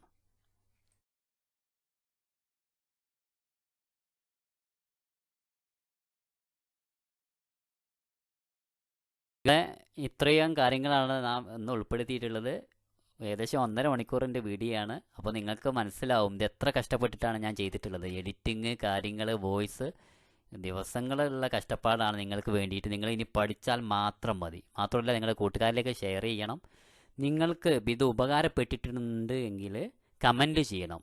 എന്നാലും നമുക്ക് അടുത്ത വീഡിയോ ചെയ്യാനുള്ള ഒരു പ്രചോദനമാണ് ഇത്. കമൻറ്റ് ചെയ്യണം. മനസ്സിലായിട്ടില്ലെങ്കിലും കമൻറ്റ് ചെയ്യണം. മനസ്സിലായിട്ടില്ല സാറേ, നിങ്ങളുടെ ക്ലാസ് പോരാ, അങ്ങനെ നിങ്ങൾ കമൻറ്റ് ചെയ്യണം. ഓക്കെ, ഇനി അടുത്ത പാട്ട് ചെയ്യാം.